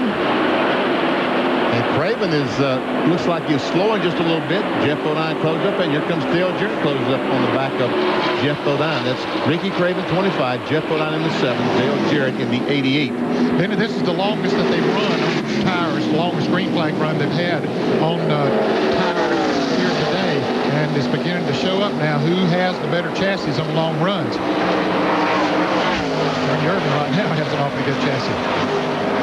I would guess right now that Jeff Gordon is the fastest car on the racetrack. He has fresher tires than these cars he's passing. He stopped on the last caution flag, but he has marched to this field. And this is Morgan Shepherd, who's currently in 10th spot. And Gordon pulls up trying to take over that spot. He started almost last, but he's trying to take over 10th, and does down in turn 1. That car is fast. It was fast before he hit the wall, and I don't believe it's taking too much off it. We'll see how quickly he catches up to Mark Martin from the Valvoline onboard camera. And you see he'll do it in the corners. That's where the grip means the most for these tires. Boy, look at him come up. Unbelievable. And now on the straightaway, he has such a run off the straightaway that Mark Martin just lets him go by. That was very impressive. Okay, Jerry, what happened to Jeff Burton, if anything? Well, Ned Jarrett must be a mind reader. Ned, that's exactly what Buddy Parrott told Jeff Burton. He said, if the 28 wants to lead, let him go. We're not going to run our tires under the ground and tear up our race car trying to stay with him. Get back behind him and follow him. Now, the problem is that both the 99 car of Burton and the 28 of Ernie Irvan have complained that there is water on their windshield coming out of the 4 car. They're saying the 4 car is leaking something, and neither one of them want to be very close to that car if, or possibly when, it lets go. The 4 car is running quite a ways ahead of both Ernie Irvan and Jeff Burton. Let's check the speeds now at the line as Irvan comes off of corner number 4. Remember, these cars qualified about 171 miles an hour. We'll see. Strickland as they started into the turn. As Craven trying to make the pass, trying to take over turn 2. That won't work. Jeff Gordon all the way up to 7th. Craven lost a great deal of distance as he had to get off the throttle because he and the 8 car got awfully close together. And Jeff Gordon, his tires are 31 laps fresher than his other drivers out there. Watch him go on the inside of Dale Jarrett, taking over 6th. And if this thing goes green for a while, that's going to be a tremendous advantage for Jeff Gordon. If they have to start under green flag conditions, he'll have 30 more laps to try to catch a caution before he would have to come in. Here's an NASCAR serial presented by MCI. Jeff Gordon since the restart, he was 29th on lap 63. Look at his nice, steady movement through the field. And on lap number 85, he now is in 6th position. John Kernan. Bill Weber. Bob, he's coming through the field based on a pit stop that gave him 4 fresh tires and a track bar adjustment. Once he got into the top 10, Ray Evernham told him, you're doing good. Now start saving your tires. Jeff has told his crew he's loose when he's by himself on the racetrack, but he's okay when he's running with other cars. Their bad luck may turn into good luck if this thing stays green for quite a while. Wow, we just moved into 5th spot, passing Jeff Bodine, and now he's looking up to 4th place, Ricky Craven. That is a tremendous drive coming from where he was, even with the fresh tires. And you ask Ray Evernham, how come the car, the DuPont Chevy, has been so successful at this racetrack as he goes by Ricky Craven to take over that spot? You'll ask him why he's been successful, so successful. He gives a lot of credit to the driver, Jeff Gordon, about how he knows how to get around this old tough racetrack. Jeff Gordon inside, fresh rubber, clear behind the 24. 24 clear. Just a little bit faster than the leader. Now he is in 3rd. He is 5 3 seconds behind Ernie Irvin.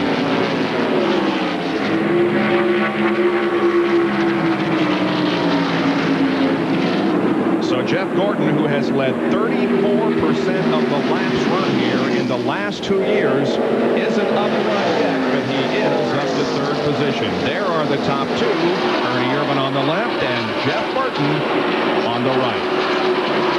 90 laps completed here at Darlington as the sellout crowd is still on its feet watching the competition here. They're the top 5. We'll take a break and be right back with more of the TranSouth Financial 400.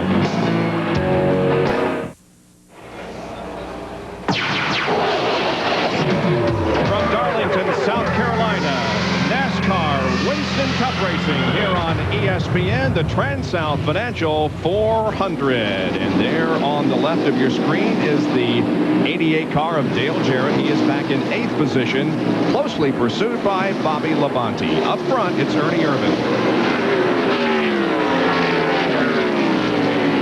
Jarrett, one of those who has encountered the wall. After leading, we have had so far 6 leaders and 9 lead changes. How about Dale Earnhardt? Well, he was doing rather well. He had moved up, I think, maybe to 22nd position. I think that was about the highest I saw. However, he has dropped back now to 30th spot, and he's only about a half a straight away from being lapped. So struggling continues for Dale Earnhardt. Rob will give a call to Jimmy Spencer, who is moving up through the pack. He just took over 10th position. Jimmy started back in 26th position, so he's on the move as we see continues to stay with Ernie Irvin. Ernie Irvin finished 7th here last September in the Mountain Dew Southern 500. There's Earnhardt once again, riding with Jeremy Mayfield up in front, and Bill Parsons driving the 42 car for Joe Nemechek. John has more on Dale Earnhardt, who's running 30th. Bob, I just talked to Larry McReynolds and asked him what the problem was. He said the car, Dale, it's really tight. It doesn't want to turn in the turns, so he's have to take it very easy. As he enters the turn, he's not able to drive in as deep as he would like. They will try and make some adjustments to try and fix the problem on their next pit stop. Here's Jeff Bodine making a move on Ricky Craven, trying to take over the 5th position. And right behind is Tim Schrader. We haven't talked much about Schrader, but he's run a very good race and a very solid race. He goes to the inside of Ricky Craven. And while all that was going on, Jimmy Spencer picked up another position from Bobby Labonte, took over 9th. And there's Jimmy Spencer. He is close ahead. He's on the move. Spencer had a good run here last September. Had a great race car. Had a problem. Since the restart, Jimmy Spencer has moved from 17th position, that's where he was on lap 63, to 9th. He started 26th. He goes in right on the back bumper of Ricky Craven. Craven was right up amongst the leaders not too many laps ago. He's falling back now. Yeah, he was 5th, and now is 8th. Spencer taking a look to the inside. Careful there, boys. They're close. Craven will let him go. Going into turn 3. Spencer up to 8th. And the 25 is coming into the pits. And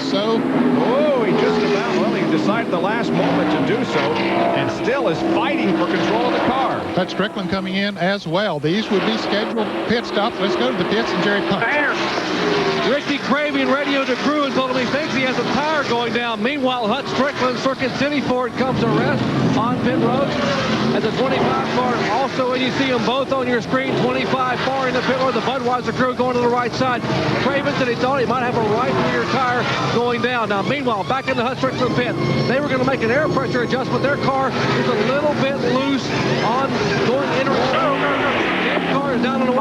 Come on out. Pit road, watch your blend line. The car number 25 still getting service. Left side tires on the Budweiser Chevrolet, and now he is down and away. As pit stops begin here on pit road, expecting Jeff Burton and Ernie Irvin to come in the next couple laps. Meanwhile, Terry Labonte is in front of Bill Weber.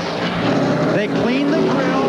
Terry Labonte has a slight push. He's got two right side tires, getting Unical fuel, a fresh drain, getting left side tires, cleaning the windshield, still pressing the front grill to make sure it's clean. Spencer's in, Labonte's away, John Kernan. Tires are already on, right sides are already on. The crew working on left side tires. Spencer sitting here waiting. A little bit of a problem getting the left rear tire off. Now they get it replaced, and he is down and away. Let's go up to the booth. Dale Jarrett is in. They're working on the right side of the car. Tire getting away. Also pulling the quarter panel off the tire. Right side chains, left side round. Jeff Burton comes in. Jim Schrader going out. Still working on the left side of Jarrett's car now. He's down and away. Here's Jerry. Jeff Burton is a little bit loose. They made a half a round of wedge adjustment in the right rear. They've made an air pressure change. Right side tires have already gone on. Now left side tires going on. Great pit work by Buddy Perrin and the X-side crew. Burton down off the jack and away. And the car number 28, their leader, Ernie Irvin, on pit road, and so is Mark Martin, as they will come down for their first green flag pit stop of the day. Irvin, they planned no adjustments. Mark Marino said the car is perfect. Ernie likes what we did yesterday and this morning. Right side tires going on as Jeff Bodine and Bill Elliott flash by. Now, left side tires going over Texaco, Hamilton, Ford, Thunderbird. Left front lug nuts, left rear. The jack man looking left, looking right. He pulls the jack and he's away. Meanwhile, Rudd is in front of Bill Weber. Ricky Rudd has right side tires, but has not dropped the window net. They don't want to make this change under green. The points and track position are too important. Putting on the left side tires. Fuel is in, waiting on the left front. Now the tie Ford is down. John Kernan. Johnny Benson is in a four-tire change. Left side tires going on. They have made a chassis adjustment on Johnny's car. Finally is down and away. A good stop for Benson and his crew. And frantic work going on in the pit areas, both here on the front stretch and the back stretch. Johnny Benson rolls off of the back stretch pits. We saw Phil Parsons making a stop.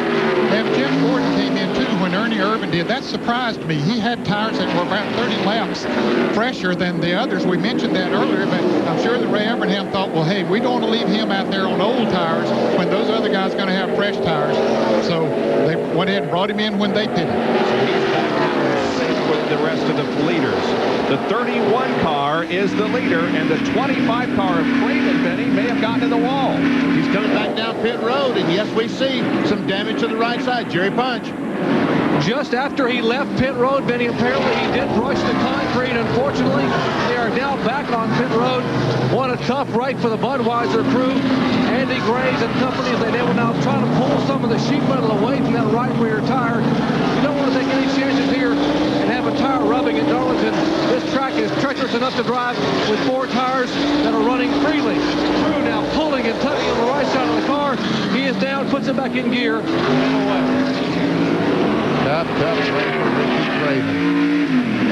And a number of drivers have just unlapped themselves. Hut Strickland, Jeff Bodine, Jimmy Spencer, Dale Jarrett, now Ken Schrader goes around the leader. So they've all gotten back in the lead lap.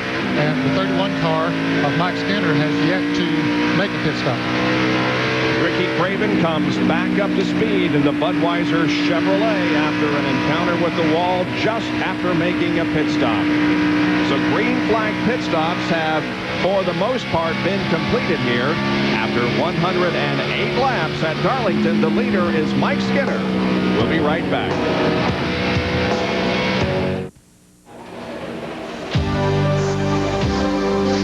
ESPN Speed World coverage of the TranSouth Financial 400 from Darlington, South Carolina is being brought to you by Econo Lodge. Spend a night, not a fortune. By Smooth Bush Beer and Easy Drinking Bush Light. Bush, the official beer of NASCAR. By Firestone and your neighborhood Firestone retailers with over 1,500 locations.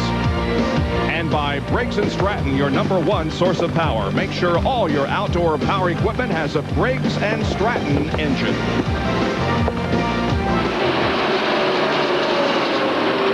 Mike Skinner's having problems getting into the pits. John Kernan? Well, the crew has been waiting for him the last 2 laps. Mike finally makes it onto pit road. He missed it twice. Not sure why. I just looked at David Smith a few moments ago, and David just said, hey, he missed pit road. Well, he now is finally in his pit, going to work. Remember, this is only his second race here at Darlington. He ran the Jimmy Means car here back about 4 years ago, in 1993, so maybe he wasn't familiar enough. I'll try and check with David in a minute. But the left sides are going on now. Mike Skinner guns the engine in his way. Skinner was the leader until he dropped down off the banking in his first attempt to make a pit stop. That gives up the lead to the number 99 car of Jeff Burton. Running second is Ernie Irvin. Third is Jeff Gordon. Fourth is Jeff Bodine. And Jimmy Spencer is fifth. Jeff Burton ended up with a pretty doggone good lead after the series of pit stops. He probably has 2 or 3 seconds on Ernie Irvin.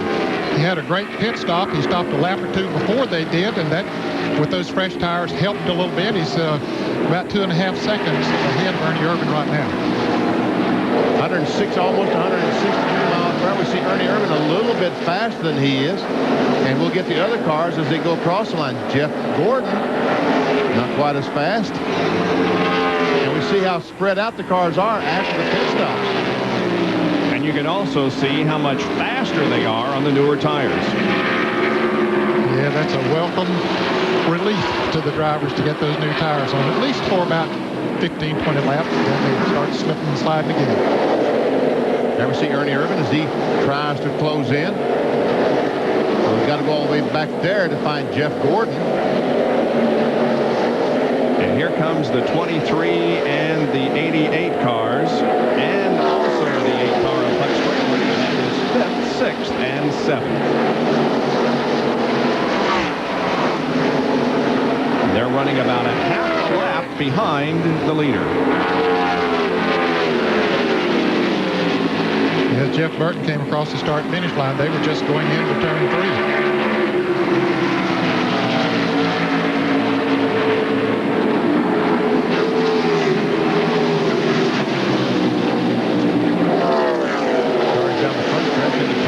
Close into the back of Kyle Petty and Robbie Gordon. And 23 car looks like he got his car loose getting in the corner. So Dale Jarrett dove underneath, took the spot away. Now Hutch Strickland looking the same.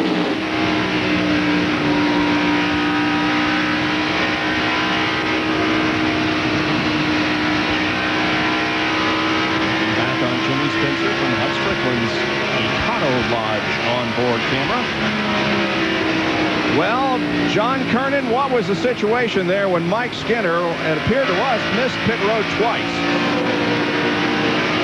Well, Bob, I just talked to Kevin Hamlin, his crew chief, and Kevin said, you know, the entry into pit road is very slick down there. You have to come in.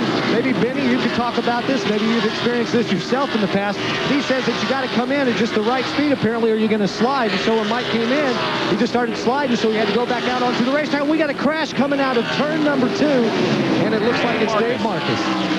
Dave Marcus hits the wall coming out of turn 2. The car sliding to the inside, making contact with the inside wall.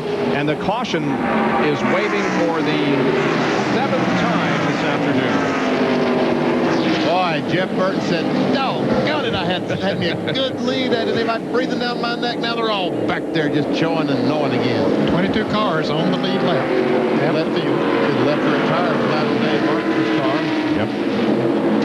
So this comes just after a series of pit stops, but it is going to close up the field considerably for the restart. We'll be back in a moment at Darlington. From Darlington Raceway in South Carolina, we welcome you back to our live coverage of the TranSouth Financial 400, the 5th race of the year for the NASCAR Winston Cup cars. We're still under caution. Rusty Wallace just leaving, Jerry. Well, Rusty Wallace exiting pit road. Meanwhile, while we were at break, some tempers flaring down here in the pits. During the pit stops a moment ago when the 99 car and 28 car were pitting nose to tail, Jeff Burton's crew had trouble with the left rear tire. Now, the word was that there may have been a problem with the 28 car pitting too close, or maybe even the fact that a tire rolled from the 28 car, which hampered the pit stop on the 99. Buddy Parrott, the crew chief for Jeff Burton, had some words with some of the guys in the 28 crew.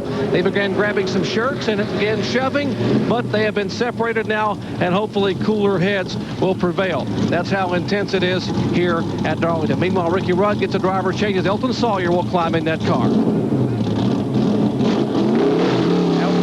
The car and the Tide Ford pulls away. They use 2 pit stops to get it done. Ricky Rudd has climbed out of the car feeling the effects of the flu, still has his helmet on, talking to his wife Linda, now the visor up. Ricky's going to get him some fluids, and Elton Sawyer will finish the duties in the rest of this race. We'll dive in here in just a second as Ricky pulls off his helmet. I know you're not feeling well. How are you feeling? Well, not too bad, but it's one of those deals. The race car was driving me today. You know, I've been kind of on my back with a flu bug here all week, and had a good chance to put Elton in here. Elton can do a real good job for us today. I'm only about 50% today. Okay, that's Ricky Rudd. He's out. Elton Sawyer in for the rest of the day in the Tide Ford. Well, he's one of those cars still in the lead lap, so he's got a chance for a good finishing position here. There's Robin Pemberton from Rusty Wallace's crew talking to one of the NASCAR officials down on pit road. So, and as we documented, tempers were getting a little out of hand down there in the pit area. Well, here's Ken Schrader's crew. Well, they're pitting right side by side, so maybe it was a similar situation to what Jerry was explaining there between Jeff Burton and Ernie Irvin's teams. We are under caution because of an accident that happened out of turn 2 involving Dave Marcus. Yeah, he's been running awfully high up in the racetrack. It looks like he might have just gotten a little bit too high or got into some loose stuff up on the high side and spun as it came off the corner. Roof flaps deploy. And I don't believe he hit the inside wall. I think he stopped before he got there. Well, so that smoke come up and dust there. Might have got it just a little bit, but I don't think it did a lot of damage to him. But Marcus has lost a couple of laps, but he is still in competition. Before we go green, we'll take another break and be right back with more from Darlington.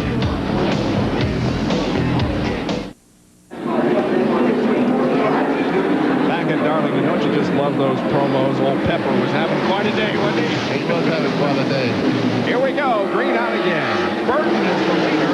Jeff Gordon is second. And there's Jeff Bodine is third. Couple of lap cars. Craven between first and second. There goes Craven diving to the inside. One of his laps back. He is 2 laps down. Well, now he's only 1 lap down.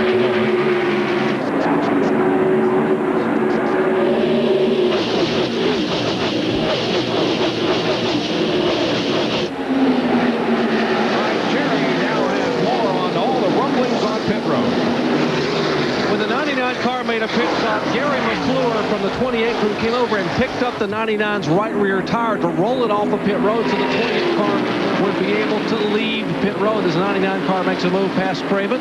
So that was where the rolling of the tire came in. Gary McClure rolled the 99's right rear tire out of their way so they could leave the pits. Well, when he rolled the tire, it apparently came close to Rambo. Tony Liberati, the left rear tire changer, which slowed him down. He didn't like that. He told Buddy Parrott. Parrott went to McClure, and a friendly exchange got ugly.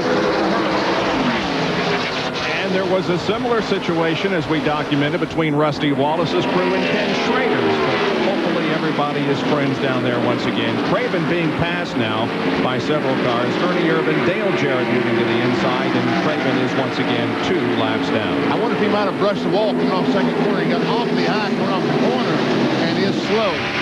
But no tires rubbing, and he is running, I guess, fast enough to think that maybe he did not hit the wall. Ricky Craven in 34th position, 2 laps down. You see Mark Marlin.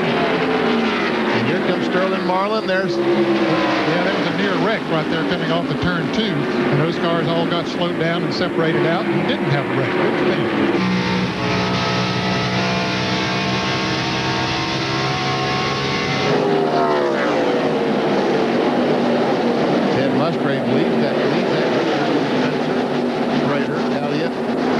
Labonte. As you can see from the scoring card, 8th on back. Bobby Labonte missed the setup today, Ned, because in practice his car was very, very fast. Yes, it was, and that surprises me. I thought he would be very, very good today. A lot of others in the garage area thought he would be good, too. He's still hanging in there. Of course, he's in the lead lap, currently being shown in 12th place, but I thought he would be one of the ones to beat. And he might be later on in the race. A little bit ago, we were talking about on the near crash. You see Dale Earnhardt riding around the racetrack. We're going to take you back a couple of laps ago and show you what happened. Here's Earnhardt, and watch as he comes off the corner. There we see Michael Waltrip go up and run in the back of the 3 car. Now Michael jumped off the gas, which caused all the cars behind him to jump off the gas. But they did avoid a big wreck there. Thank goodness.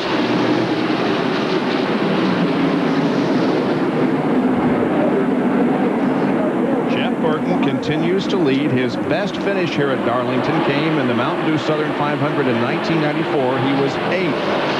And apparently some of the drivers are again reporting that there is oil on the speedway. There's Ray Evernham. He's talking to the NASCAR official. Caution flag, caution. And they took Ray's advice, perhaps, and caution flag to go out and once again check the track for oil. Well, Bobby Hillin is back on the racetrack in the 77 car. He's 70 laps down, but he goes back on the racetrack. So evidently, he is pumping some oil on the racetrack. Jerry Punch? Benny, you're exactly right, and that's what the drivers were screaming about. Jeff Burton literally said there's oil all over the racetrack. He told the other drivers he was trying to wave, and NASCAR responded very quickly to put the caution flag. At least 3 drivers down here, including Burton, had complained, and the NASCAR official ran up to their pits there, talked to the crew, and said, we'll get the flag out, and we'll get it cleaned up. Buddy Parrott, the crew chief for the 99 car of Jeff Burton. Doyle Ford says, come on, guys, catch up so we can get the trucks out there as quickly as possible and start getting the oil dry down to soak up the oil on the surface. It's our 8th caution period of the day. 39 of the first 134 laps have been under caution, and we go back under that condition once again. Now we see a situation, Robert Presley was hoping to run up there and get his lap back as the leaders had slowed down, and he ran up on Jeff Bodine. I don't think Jeff knew he was there, touched him a little bit, went on by, but he did not catch the leader, Jeff Burton, before they got back to the start-finish line. So the 29 car stays a lap down. And here is the onboard camera of Michael Waltrip when he got into the back of Dale Earnhardt.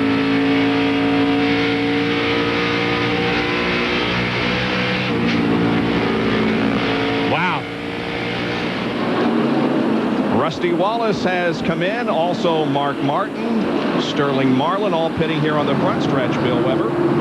Rusty's got him a couple of right side tires. Extra man over the wall to clean the windshield. Plenty of fuel in the Miller Lite Ford. Putting on the left side tires. So Rusty's got himself fresh rubber and plenty of fuel. Heads back out on the track. And Mark Martin, likewise, he goes back on the racetrack. The 4 car of Sterling Marlin once again comes in. Bobby Hillin has once again gone into the pits, and there is some oil on the back of that car. So the track crew is out there with their brooms and their trucks and their oil dry, and they'll get the racetrack back in racing condition before too long. Stay with us. Welcome back to our live coverage of the TranSouth Financial 400 from Darlington Raceway. ESPN News brings you highlights, news, notes, and we'll take you live to late-breaking news as well as live press conferences. 24 hours a day, 7 days a week. ESPN News. If you don't already have it, call your local cable provider and ask them to carry ESPN News. Well, as the crowd looks on and waves to us, we will take a look at a Napa Field summary. The drivers that are running in the top 15 include Burton, Gordon, Jeff Bodine, Irvin, Jarrett, Strickland, Musgrave, Spencer, Schrader, and Elliott in the top 10. Then Bobby Labonte, Morgan Shepherd, Michael Waltrip, Terry Labonte, and Darrell Waltrip. 16 through 30, Kenny Wallace, Ricky Rudd with Elton Sawyer in the car now, Mark Martin, Rusty Wallace, Johnny Benson, Chad Little, Rick Mast, all the cars in the lead lap. Then it's Presley, Cope, Sachs, Andretti, Parsons, Earnhardt, Burton, and Gordon a lap down.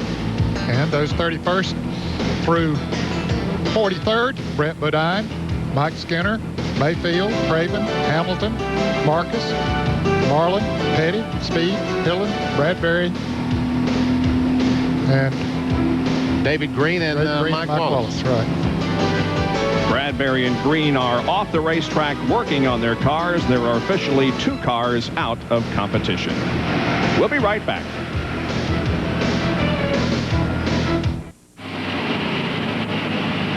The 2x2 formation is forming as the field gets ready for a restart here in the TranSouth Financial 400.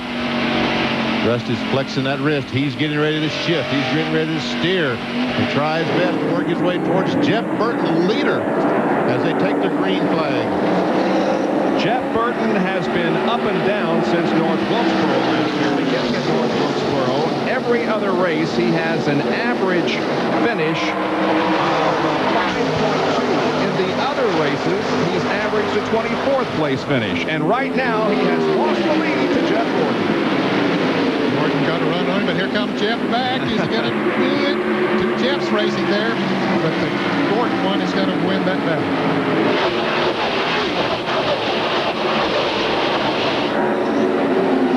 Jeff Burton finishes this year 11th at Daytona, 3rd at Rockingham, 42nd at Richmond, and 5th at Atlanta. Whoa, somebody's up high. Who was it? That's Derek Cope, I believe. Just about got in the fence. If he didn't, the Skittles car. He sure raised some dust if he didn't hit the wall.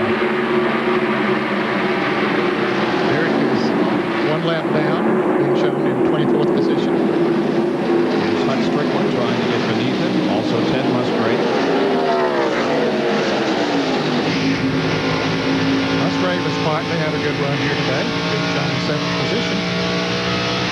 See by our onboard cameras that the glare is beginning to become a problem and will get worse as the afternoon rolls along. And it happens as the cars go down in turns 1 and 2. Right now the visibility is pretty good because the car, Ted Musgrave, is in 3 and 4. He's actually 4 now down the front stretch, and we'll see as he continues down the front stretch that the visibility gets worse and worse as he turns in. About right there is when it gets the worst.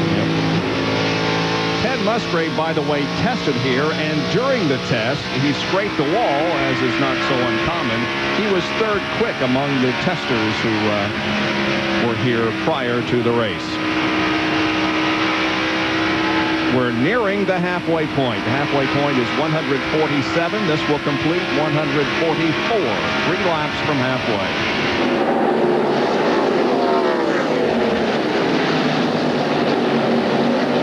Here's a Radio Shack field summary. Jeff Gordon started this race 10th, currently the leader. Dale Jarrett is the driver eligible for the Unocal bonus money of $38,000. And as you saw, he's running in 5th position.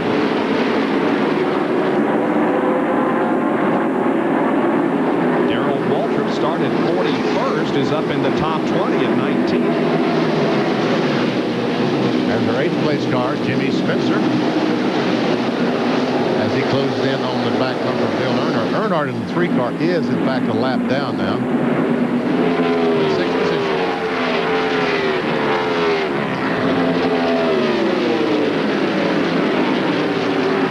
It's Greg Sachs that everybody's passing by. Corey Spencer doing so. Greg Sachs is a lap down also while in 25th position. There is Ken Schrader running in 9th spot. He's been up in the top 10 just about all afternoon. Fine job in this full bandit. So there's 9th, 10th, and 11th. There's Morgan Shepherd trying to go. Bobby Labonte can't quite make it. Labonte just moves over, tells Morgan Shepherd to go ahead.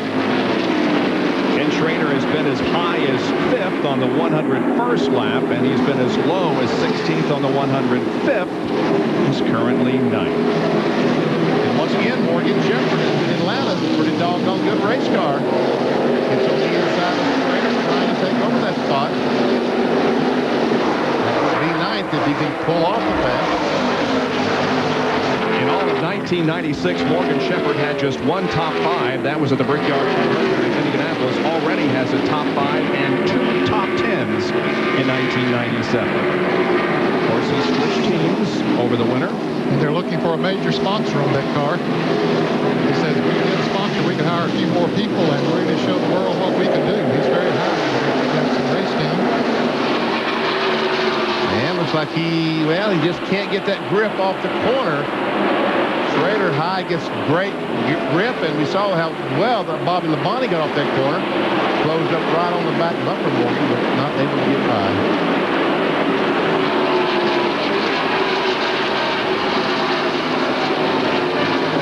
He learned well from his brother Terry that to race this racetrack you have to have a lot of patience. Sometimes you see a hole open up, and sometimes it's not the best to try to close that hole.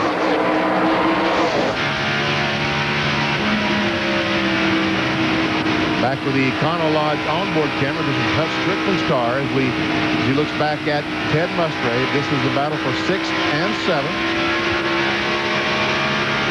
From Musgrave's onboard camera, we'll look ahead to Hut. And you see up ahead there that Ernie Irvin just got by Jeff Bodine going down into turn 3. Inside looking. And Jeff Burton took over the lead from Jeff Gordon. Thing okay? And there we see Musgrave go by. Yeah, just got loose really bad. Jeff Burton is back in the lead, as you see there on the left side of your screen, coming around off the 4th corner. He's taking the lead away from Jeff Gordon.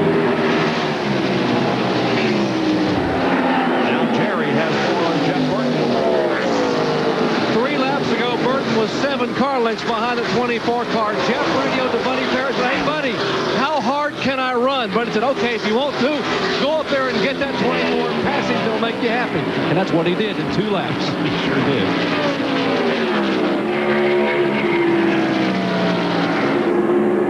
At the same time, Ernie Irvin comes to 3rd. Passing Jeff Bodine.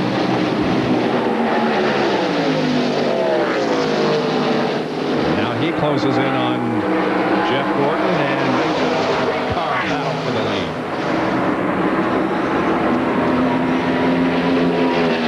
David Green, by the way, is going back on the racetrack. He's been back behind. Oh, look out. Bumper tag all around there. Almost an accordion, huh? Gordon gets in the back of Irvin. Irvin gets in the back of Gordon, and meanwhile, Irvin here's Jeff Bodine and Dale Jarrett. Could something have happened to Jeff Gordon in the exchange? Or is he just simply getting out of the battle? Ooh, this is going to get tight going into turn 3 here. Let's see who's going to lift. Is it going to be Jeff Bodine or Jeff Burton? I mean, Jeff Gordon. Yeah. Too many Jeffs out there. Here's Dale Jarrett going by, taking the spot away from the 7 car of Bodine. Puts him in the 4 spot. Well, Bodine had to back off when he was there beside of Jeff Gordon coming off the turn, so Jarrett's away on him. And here comes the 16 car of Musgrave trying to get by. Boy, look at how this accordion squeezed together here in turn 3. Ever see Gordon hit the 99, the 28 hit the 24, and knock him back into the 99? Wow. I tell you, we were fortunate it was not a wreck. Here goes Ernie. Yep. That's the lead. Ernie Irvin takes the lead. 7 leaders so far. 13 lead changes. I see the 96 car on the apron of the racetrack. David Green back out trying to make some laps. Bill has more on the 16 car of Ted Musgrave, who's now 6th. Bob, Ted's charging to the front. He got saved by that last caution. He has a cut in this tire. This is the right rear tire that just took off the Family Channel Prime Star Ford. A cut very similar to what we saw on one of Mark Martin's tires yesterday in the Busch race. This tire was going down, but the caution saved him. Ted got 4 fresh tires, and now he's charging to the front. He also got a big benefit from running in the Busch race yesterday in Doug Taylor's car. Taylor allowed the Roush guys to change shocks on that car to try and get their car set up for today. They said they learned a lot yesterday, and they plan on using it and capitalizing on it today.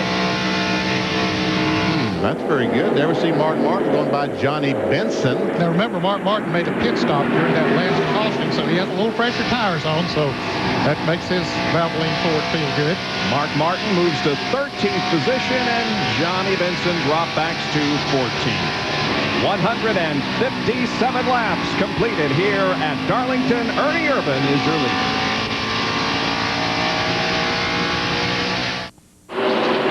There's the leader of the TranSouth Financial 400, Ernie Irvan, at the completion of 161 laps. And he has pulled away from the second place car, now driven by Dale Jarrett. And we got 2, 3, 4, 5, 6, and 7 here running real close together, and a couple of lap cars in there too. Pretty excited just a couple of laps ago when Jarrett went by Irvan and Burton and Jeff Gordon at the same time. Look, we have a car spinning. Hard contact into the backstretch inside wall.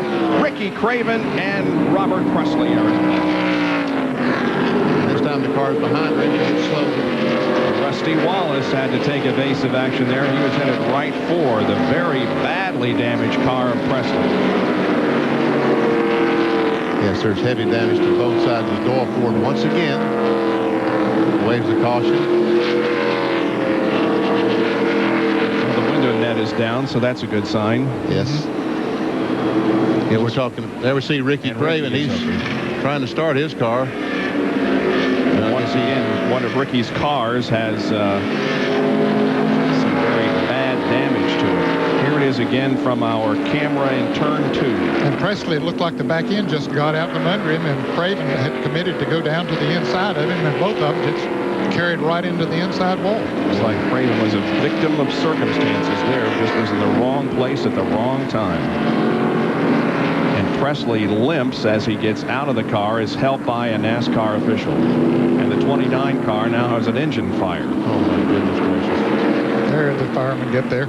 Here's Bill Weber in Gordon's pit.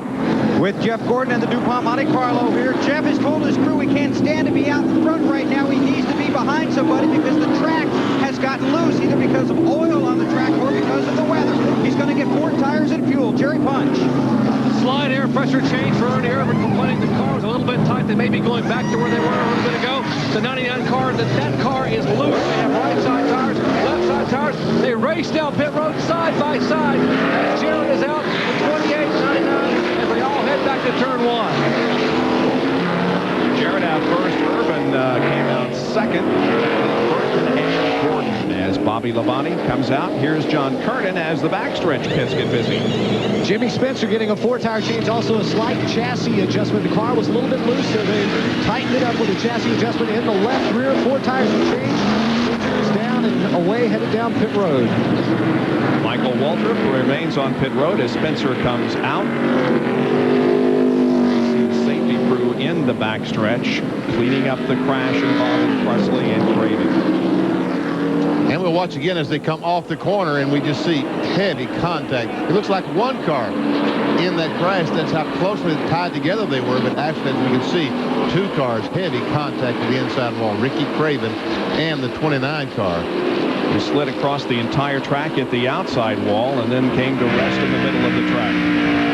All right, let's ride along with Craven and listen.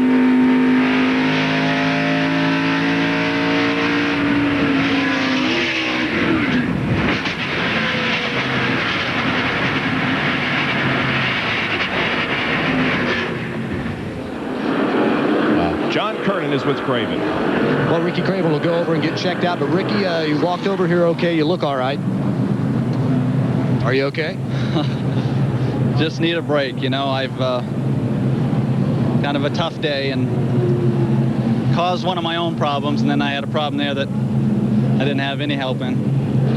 Well, you can obviously hear the dejection. The NASCAR officials want him to go get checked out just to make sure that he's okay. This is the second race in a row that he's been involved in a hard crash where he just really had nowhere to go, and that's what happened to him down the backstretch whenever the 29 car broke loose. Ricky had nowhere to go. You know, NASCAR only allows so many people across the wall, but in this, they will make an exception in this case, as we see. That's Robin Pemberton. He's an extra man across the wall, but he's going out to pick up that tire and get it out of the way of the 2 cars he goes out. That's the car, they tire off the 33 car. He grabs that tire, and then he almost gets run over by his own driver. Well, he finally gets the tire, and he runs over a water cup, and he rolls the 33 tire back over to them. And that's what Rusty and Robin were so upset with earlier in the race. So, an interesting race already. There is the very badly damaged car of Ricky Craven being pulled off the racetrack. He is okay.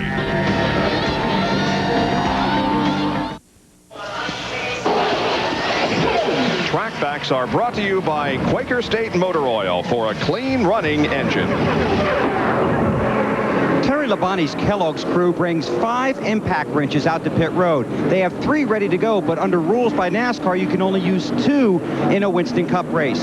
So after every 2 races or every 20 pit stops, the team goes through those guns and basically they change out the guts. They have a machinist back at the shop, Dale Lambeth, and he goes through and he changes the interior workings of the impact wrench. Now let me show you something. This is the hammer and this is the anvil. It fits in here like this. You put the socket on the end here, and that's where you change the lug nuts. Where these have a tendency to break is right here. This rotates, tighten, loosen, tighten, loosen. The hammer will get chipped right here, then the air gun will not work. This is what the completed assembly looks like attached to the gun. You put the socket on here, you change the lug nuts on the tires. Now it takes about $600 to redo the interior of the gun. The whole gun is $1,800. But every 2 races or 20 pit stops, it's an insurance policy, because in this race 1 year ago, Richard Lambie had his gun go down. He came across the wall, got that 3rd gun, finished his tire stop. They only lost about 3 or 4 positions on the track, but because he used the 3rd gun, Terry Labonte had to go to the end of the longest line. $600 to change the interior of your gun, but worth every cent when you need insurance on pit road. Very nice, Mr. Weber. Very nice. Caution remains out here. They're still looking at the backstretch area, cleaning up things so that when we go back to racing, we'll have a smooth and clear racetrack. We'll take another break, too.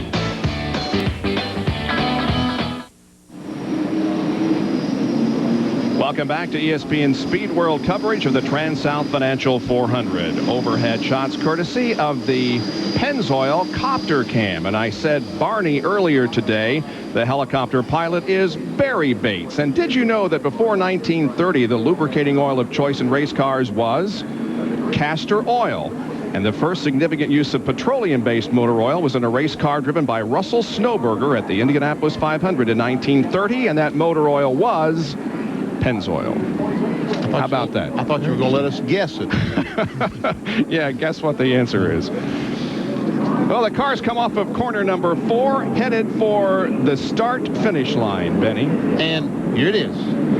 That's the start-finish line. Next year, it's not going to be there. That's not going to be the start-finish line. The start-finish line is going to be a little bit more, a little bit more. Well, about right there is going to be the start-finish line. This will be the front stretch. This will be turn 1 down here. And now it is currently turn 3. They're just going to turn the racetrack around because the road behind these grandstands, we see the road coming up right behind the grandstands, the street. It's just simply so close to the grandstands, there's no room to build the grandstands out. We see a 4-lane road right behind. So to expand the racetrack, they had to go on the other side, and they're going to put up I don't know how many more 1,000 seats over there. And look at all the space over there for parking cars. And there we see the construction going on all the new grandstands and suites. They've already laid the footings for those new grandstands that will be erected in what will be turn 4 when we come back for the Mountain Dew Southern 500 in September.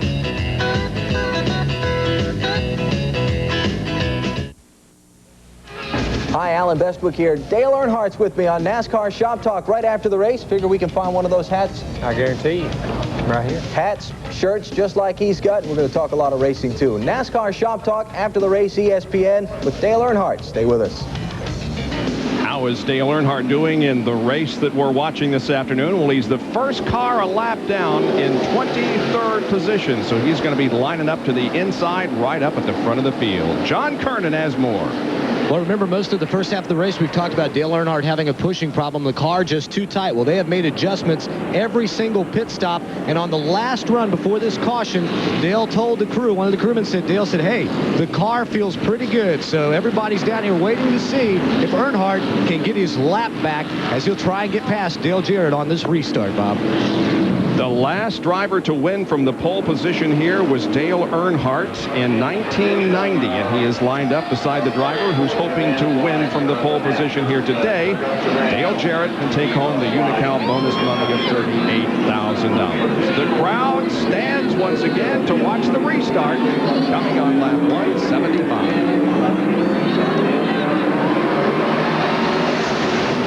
Earnhardt got a good start down on the inside. He'll have the preferred line going in there. See what he can do with it.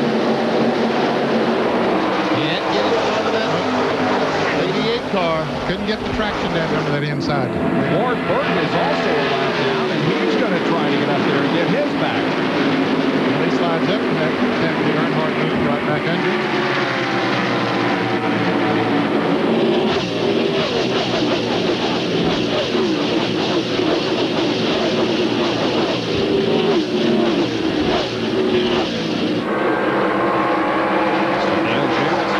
Himself from the second place car of Ernie Irvin.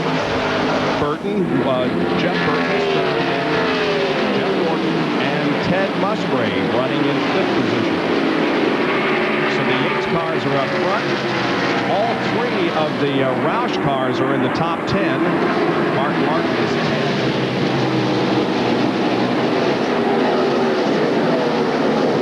Never seen Mark Martin as he goes by Phil Parsons. Jimmy Spencer runs on the inside of John Andretti. Spencer in the green and yellow car.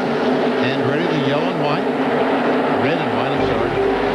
Spencer's running 13th. Bill Elliott. That's about a fourth position. And let's see. I guess Michael Walker's going to end up with the 14th spot. Just about all those cars are battling for position back here.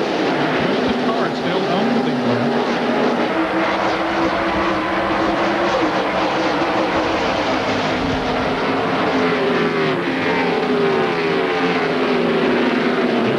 Is 20th at the moment, still on the lead lap.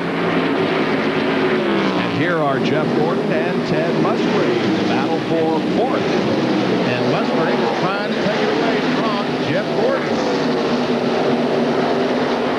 Gordon goes very high. Musgrave turns left, gets a spot, takes it away from Jeff Gordon.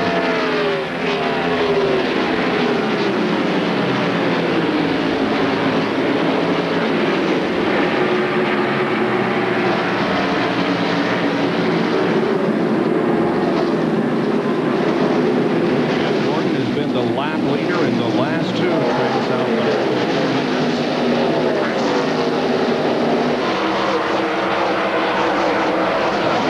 Like 7 seconds. It looks like Jeff Gordon has been struggling just a little bit.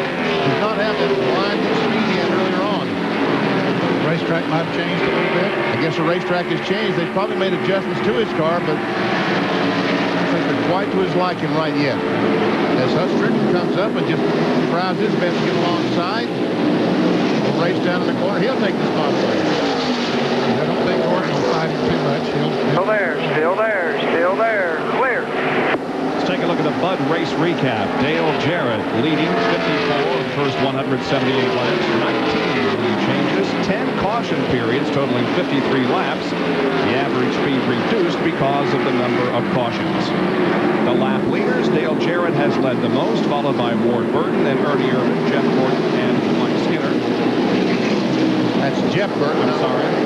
Robert Presley and Hut Strickland have also led. And the cars that are out of competition at the moment include 4, Mike Wallace, Bobby Hillin, Ricky Craven, and Robert Presley, the last two of course most recently when they crashed on the backstretch. There comes our leader, Dale Jarrett, the Ford Quality Care, Ford Thunderbird. And there comes the 28 still trying to get by Earnhardt and Ward Burton.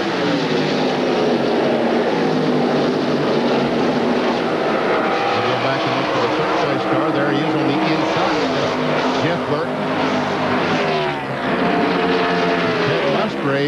is right on the track. Two Roush cars, the 99 and the 16, as they go by the 37 of Jeremy Mayfield.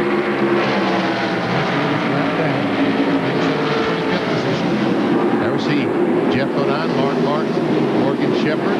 All these cars driving for position at 7th, 8th, 9th, and 10th.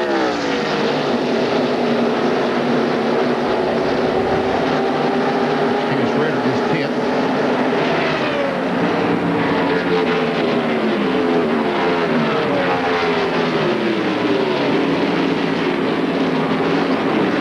Jeff Bodine there on the left can keep up the pace.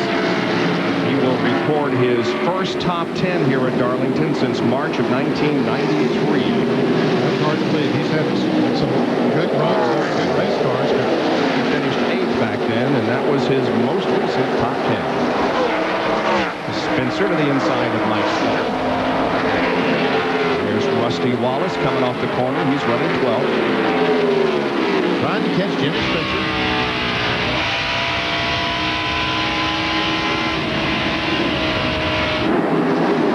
That 2-car last night, the engine in that 2-car, there we see Michael Waltrip and Johnny Benson racing for position. 14 and 14. The 36 car of Gary Cole is 29 right now. Ernie Irvin has finally cleared those two lap cars and Ward Burton. There's Morgan Shepherd looking inside of Mark Martin. And here's Ken Schrader looking inside of Morgan.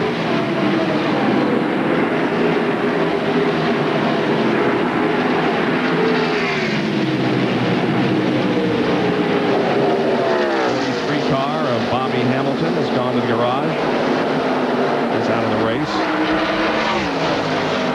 Well, he had an accident early in the race, and put him behind right from the get-go. Although he stayed in the lead lap for a long, long time, but was never able to get in contention. There we see from Mark Martin's car looking back at Morgan Shepherd. And Gary Bradbury getting the black flag the last time around. Position, lots of laps down. And there goes Mark Martin underneath the 7 of Bodine, his 7th spot. Boy, it looks like it's tough to get traction down there. And Morgan Shepherd will try to come along with Mark. Morgan Shepherd, by the way, making his 450th NASCAR Winston Cup career start. Jerry has more on the great performance being turned in by the Jack Roush. Well, Bob, 3rd, 4th, and 7th for the 3 Roush cars, and also what we're seeing today is a little R&D. All 3 of those cars have different chassis builders. The 16 car of Mustang in 3rd is a Mike Laughlin chassis. The 99 car of Jeff Burton is a Ronnie Hopkins chassis, and Mark Martin is driving the new in-house Roush car chassis designed by Steve Meal. So 3 different race cars, 3 different chassis, and all 3 in the top 7. Good performance so far by the Roush cars. Mark Martin, since the restart, was in 10th position on lap 175, and now at lap 187, has moved up to 7th spot. I didn't think that we'd heard the end of Mark Martin for today. We haven't heard much of him, but I thought that we'd be hearing more of him. There is the man in charge, the owner of the 3 cars. He's got his calculator out. We're going to take a break and be back with more in just a moment.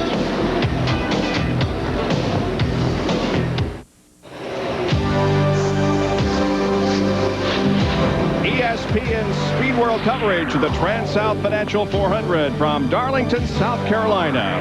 Being brought to you by Quaker State Motor Oil for a clean running engine. By the all-new Wide Track Grand Prix by Pontiac. Wider is better. And by Walmart. Always low prices, always Walmart. 197 laps into a 293-lap event, and Dale Jarrett is the leader of the race, followed by his teammate Ernie Irvin and then Ted Musgrave. Jarrett had been about 2.3 seconds ahead of Irvin. Irvin had cut it down to 2 seconds, and then Jarrett picked it up just a little bit again. Might depend on how they catch traffic, like just past Gary Bradbury there. David Green still out there circling the Caterpillar car. 21% of the wins here at Darlington since 1950 have come from the pole position. However, the pole sitter has crashed in the last two TranSouth Financial 400s. Jarrett trying to break that string and has been, he did, I guess you could almost say crash. He scraped the wall pretty good earlier in the race. It was enough to get my attention. There's see a battle for third spot. Ted Musgrave right now in the 16 car. The Family Channel car has it. And the 99 Exide car, Burton is trying to get it. And they caught Dale Earnhardt. Earnhardt, the 3 car, is a lap down. He's back in 24th spot. We saw Robert Presley limping when he got out of his car after his crash. Bill, what's the medical update on him? Well, Bob, Robert is still in the infield care center. He's complaining of a tingling sensation in both legs. I talked to their team manager, Billy Engel. He said because of Robert's wild pirouette wreck at Daytona, they're going to be extra careful here because Robert did suffer some lower back pain after that wreck. So Robert's still in the infield care center, feels pretty good, except for that tingling sensation in his legs. They're going to check him out thoroughly to make sure the leg problem is not related to the lower back problem. Then they hope to release him. Thank you, Bill, for the update. There's Hut Strickland, who's 5th. Just having another good run here at Darlington. Good to see. That team has really worked hard trying to get up front status and certainly have achieved it here at Darlington.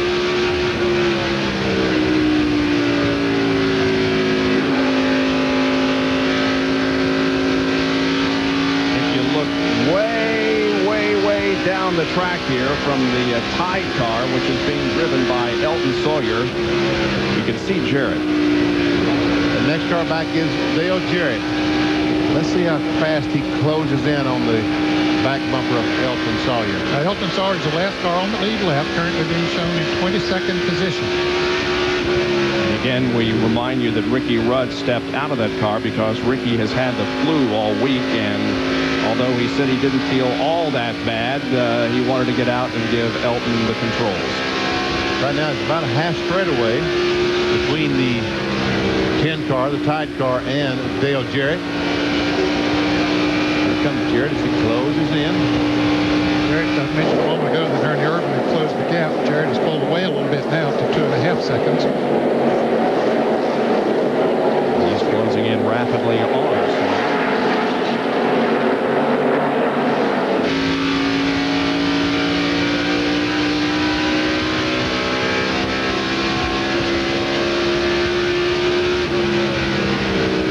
A Radio Shack field summary. Musgrave started 21st. Ken Schrader is in 9th position. He started 13th. Shepard is 8th after starting 23rd. And we can see Dale Jarrett get ever closer and closer and closer. Just 4 or 5 car lengths now. And look, DW's hanging in there in the top 20, and so is Chad Little having a good run, best run of the year for him in the John Deere car. 22 cars on the lead lap. Dale Earnhardt a lap down at 24th. And you know the crews in the pit area go by speed. Their speed is stopwatch. It's seconds, not miles per hour. And 1/10 of a second, we can see that Dale Jarrett was probably outrunning Elton Sawyer about 2/10 of a second, and we can see just how much 2/10 of a second is on the racetrack. It took him about 3 laps to catch him and pass him. An incredible performance so far in 1997 by Dale Jarrett. 830 laps led out of 1,325 in the last 4 races. That's 63%. And again, we say that he's led more than 50% of total laps, and he didn't lead a lap at Daytona. So Dale Jarrett is certainly in championship form in 1997.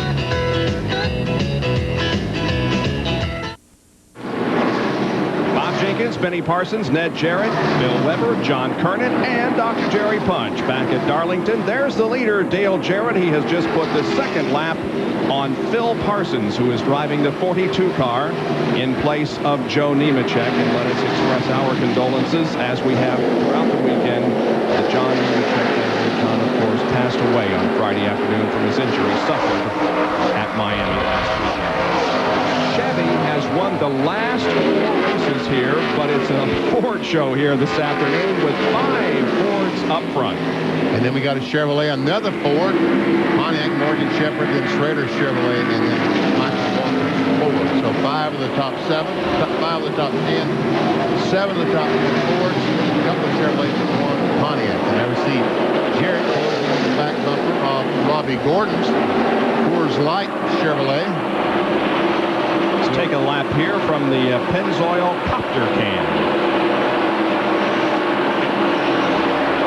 I bet Robbie Gordon is saying, how in the world does that guy, how does he run that fast around this old racetrack? Robbie is being shown in 33rd position. And you see, watch Dale Jarrett go down in the corner. That's the start-finish line down in the corner. He goes low on the racetrack, right to the white line. Then he's going to let the car drift back up. As the tires get worn, they will go back up. And see, Dale Jarrett's coming off fairly low. Behind him, the 9 car of Lake Speed coming off high, and most of the cars are running high. Now here he'll dip down the corner very low, back up, and Dale Jarrett's car handling super because he does not go right up to that wall now as he comes off 4. He does not even take the car down to the white line, runs in the middle of the racetrack. Superior car this afternoon. Those black marks on the wall, they have been put there since activity began. They repaint the wall every year, of course, before every race, and there are a lot of black marks on the wall here at Darlington all the way around this place.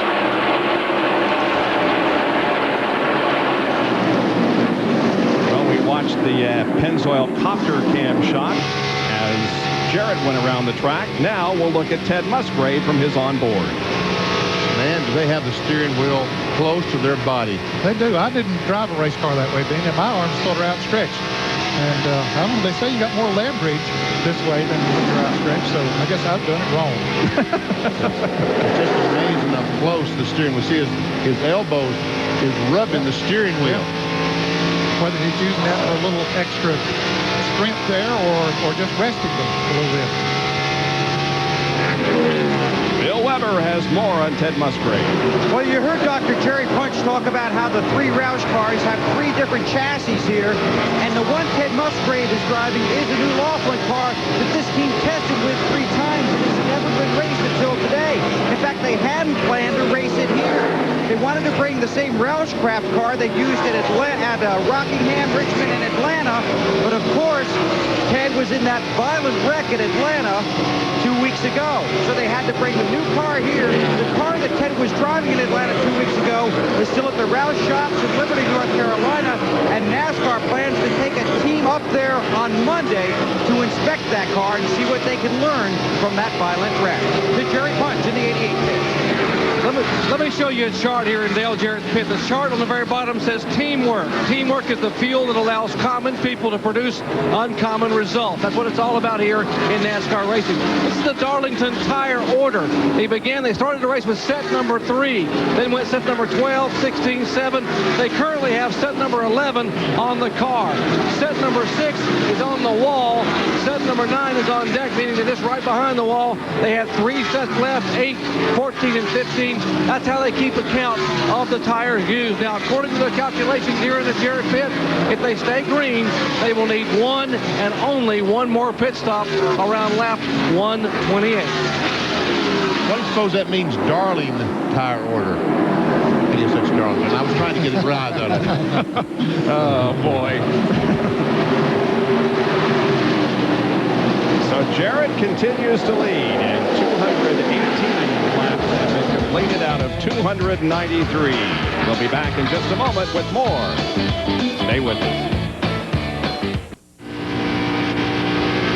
Welcome back to Darlington, South Carolina, the TranSouth Financial 400. ESPN presents the NIT semifinals Tuesday from Madison Square Garden. First game beginning at 7 o'clock features UConn against Florida State. And that will be followed at about 9 o'clock by Michigan against Arkansas.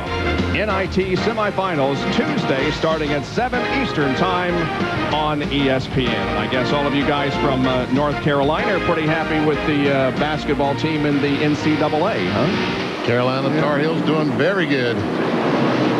There's Darrell Waltrip. Yep, about to go a lap down, but he stayed on the lead lap all this time. Yep, he's running in 17th position.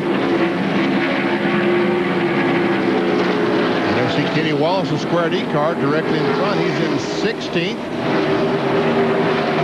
John Kernan has a report on Darrell Waltrip, who is almost about to be lapped, John.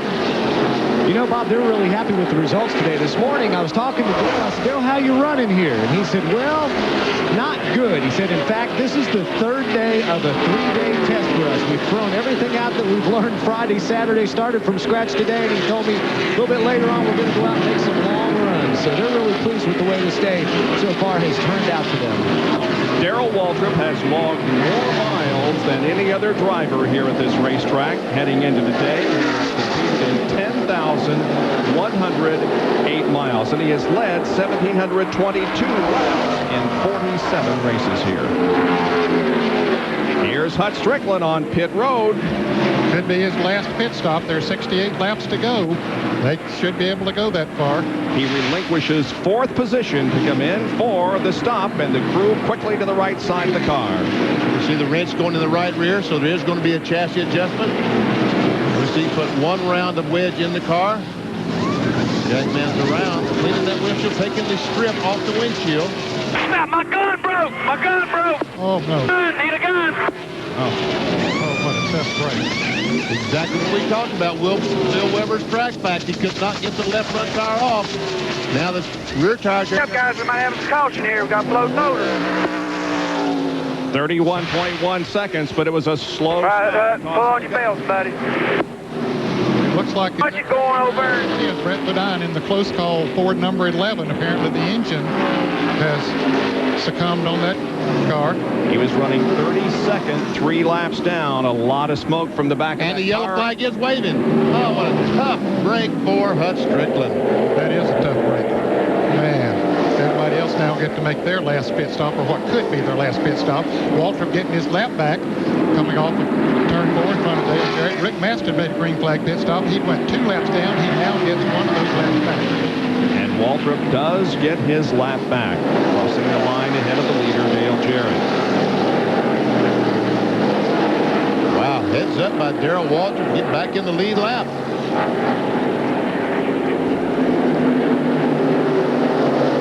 This is the 10th caution period of the race. And had a lot of them for one reason or another. Now the pace car comes onto the track in turn number 3, picks up Jarrett. That should be open.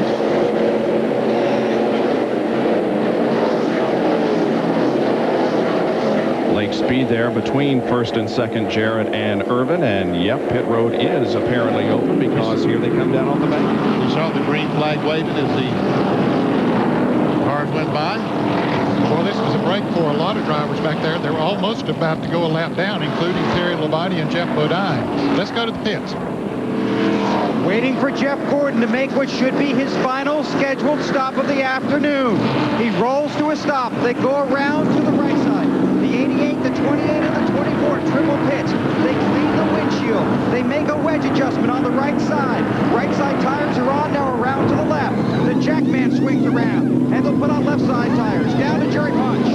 Left side tires now going on the quality care Ford, pitting all the way to the end of pit road by virtue of being the pole sitter down left side. Jarrett is down away 20.2 seconds. The 24 car down left side tires.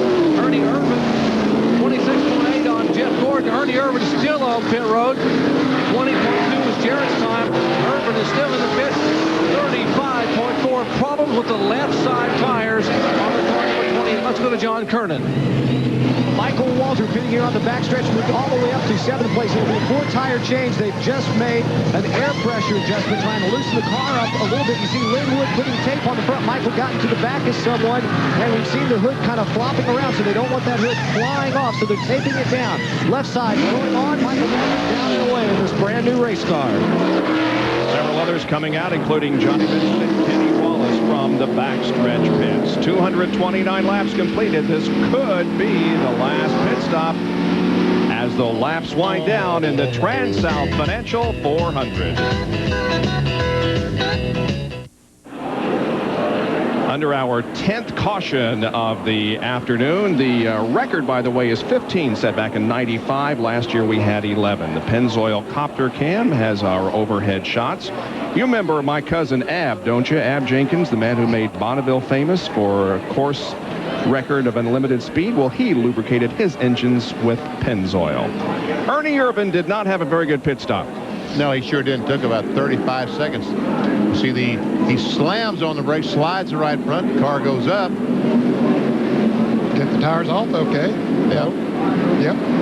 Now having trouble on the right rear. Yep. He couldn't get the jack, was not quite high enough. They couldn't get the tire on. Now they've got some kind of problem. Something stuck behind. Boy, that was a major problem there. Jerry Punch? We're with Raymond Fox, who changes the right rear tire for Ernie Irvan. Raymond, we just saw the pit stop again. What was the problem with the right rear? Yeah, I don't know. We went over there and I took the tire off, but it just wouldn't go back on, and so I just sort of had to push it on there pretty hard. I don't know what the deal is. We told him to feel for vibrations, and if it didn't feel good, tell him to come in. But we're not out of this thing. We're still good, and we'll get back up there and win this thing. All right, Raymond, the right rear tire finally went on. He had to push it 3 times and finally had to shove that right rear tire up to get it on as we get ready to go green for what will probably be, that probably was, the last pit stop. Here's the AutoZone pit summary. Jarrett first to first, Irvan second back to 12th. Musgrave gained a position, Burton gained a position, and Jeff Gordon lost 5. Here's the green flag, and we're back at it. Put Strickland down on the inside. He is 2 laps down as a result of that green flag pit stop. And while he was in the pits, the caution came out. Right now, Jack Roush cars 2, 3, 4 following Dale Jarrett. Quality gear forward. I'm sure there were a lot of chassis adjustments made during that pit stop.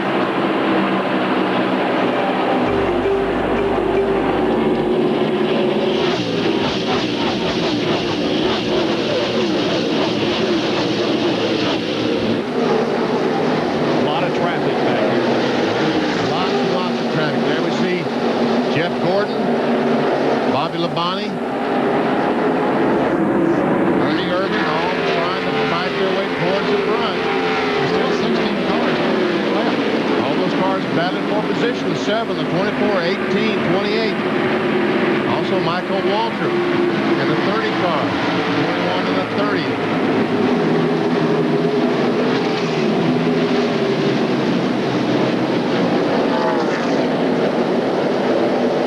Robbie Gordon has a lot of smoke coming from the right side of that car. He has had an encounter with the wall and been in the sheet metal. Yeah, we can see it just flatten the right side of the car.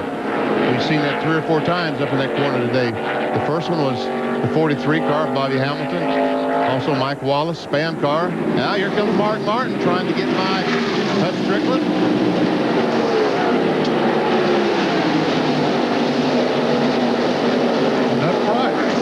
Musgrave has moved in very close to Jarrett. You can see as they go into turn 3, he's right on his back.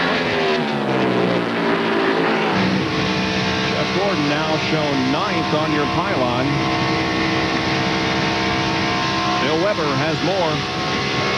Well, Bob, that last pit stop for Jeff Gordon was a little over 26 seconds, and that's because the crew had to remove a rubber from the left front spring. The car was just too loose. They said we weren't going to win with it in there. We had to take it out. That cost them time and track position. Now Jeff tries to find his way. A quick update on Robert Presley. He has been transported via ambulance to the Cloud Medical Center for x-rays and observation. They are concerned about his lower back. He does appear to have some tingling, as I mentioned, in his legs and his feet. They are concerned he may have re-injured something in his lower back. That Daytona wreck. They put him on a backboard and took him to the hospital via ambulance here at Darlington.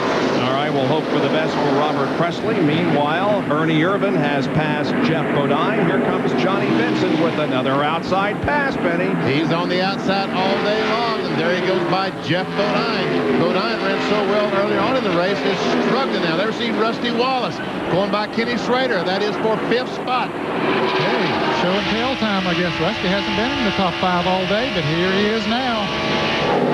And what a run by Kenny Schrader. He has been at the front of the field all afternoon. He's been in the top 10, been in the top 5 on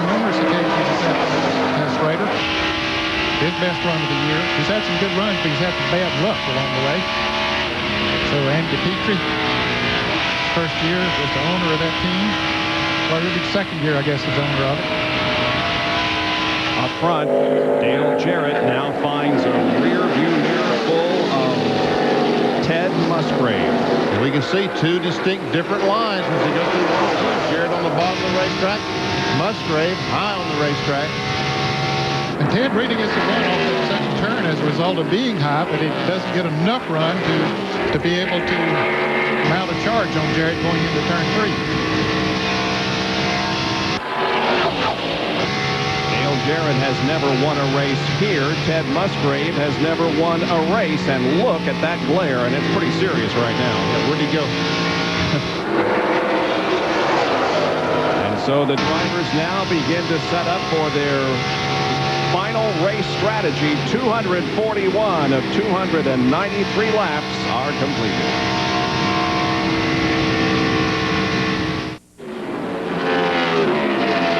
Darlington Raceway, the track too tough to tame has just reached out and snatched Ernie Irvan in its grasp, and we believe that he hit the wall at both ends of the racetrack. I think he might have brushed it down in 1 and 2, but it looks like he got in the wall pretty good up in 3 and 4. This is 3 and 4.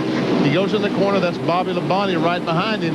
Now, as Ernie starts to come off, he's very, very high. You just simply cannot make the car come off you cannot make it turn left. It pushes up, and he goes up, and he really didn't hit it as hard as he could have. But a Darlington strike on the side of the 28 car. And Terry Labonte in the 5 car there had slowed down a little bit a few laps ago. Several cars passed him, and it might be the fact that he saw Ernie up there in trouble. Bill, did you see what was going on there? Ned, you're stealing my stuff. That's exactly right. Terry saw that Ernie was in trouble, got out of the gas. The guys behind Terry couldn't see Ernie. They went by him, so Terry got out of the gas, stayed out of trouble, but lost some positions. Well, he has dropped out of the top 10. Ernie Irvan had. He's now back to 12th, and here comes Michael Waltrip to try to take that position from him, and he does. So he's back to 13th, now 14th. Well, we had a report that maybe he was going to head to the pits, but he couldn't get down off the racetrack out of the groove that time, so he has to stay out there. Tough break for Ernie Irvan. And this all maybe could have started as a result of the problem they had in the pits there, and just sort of got back there and maybe trying a little too hard or something. I don't know. But how about Chad Little? Running in there, having a great run here today in the 97 car. He is 2 laps down in 28th, but he stayed in the lead lap for quite a few laps. As you see another Radio Shack field summary, 16 cars on the lead lap. Darrell Waltrip, the last car on the lead lap. Ernie Irvan now does come on pit road. Boy, this is a costly situation for Ernie. It's too bad. Jerry? Well, 55 miles an hour, he brings the car to a halt. The first time, guys, in turns 1 and 2, he did not hit the wall. He said, I got close to it, but I didn't hit it. But the next time in 3 and 4, I did hit the wall as they had him trying to beat the right front fender away. Joey Knuckles with a sledgehammer. They put the right side tires back on. A small brake fire in the left front. Ernie is down and away and will lose valuable time under the green flag. So Ernie Irvan rolls back out. Meanwhile, Dale Jarrett remains up front, and he has now clinched the 5 bonus points for leading the most laps here in this race. He has 30 bonus points this year coming into the event, and Mark Martin closest with 20 bonus points. As we have said so many times, accumulating those bonus points sure helps when you're in the championship battle. Now about 7 or 8 car lengths separate first and second, as Ted Musgrave remains on the chase to Dale Jarrett, who's the leader of the TranSouth Financial 400.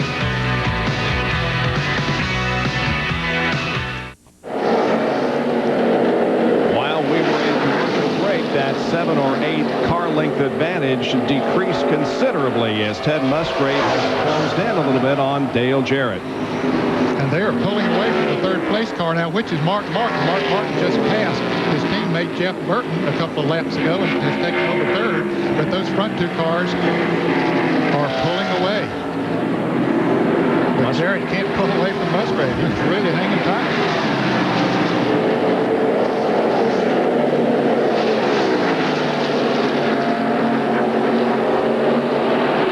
Jeff Gordon just took the 6th position away from Ken Schrader, and here's how he did it. Up in 3 and 4 as he went in the corner. Schrader drifted up the racetrack. Jeff Gordon just drove under him. Now here's a battle for 8th position. Morgan Shepherd and Bobby Labonte. There's 3 Pontiacs, 8, 9, and 10. Labonte gets the position, and that other Pontiac is Johnny Gibson. He moves over the inside of Morgan Shepherd. Well, he made an inside move that time. Yes, I can't believe that. 30 car of Johnny Benson, the Benzo car, been passing all day up high on the racetrack. There, every season up his favorite place on the racetrack.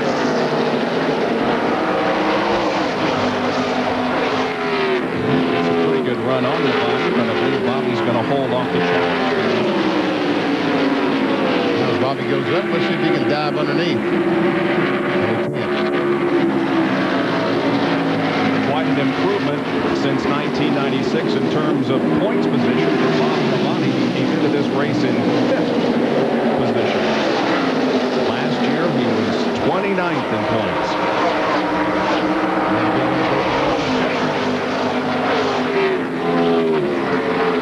Another top 10 going for Morgan.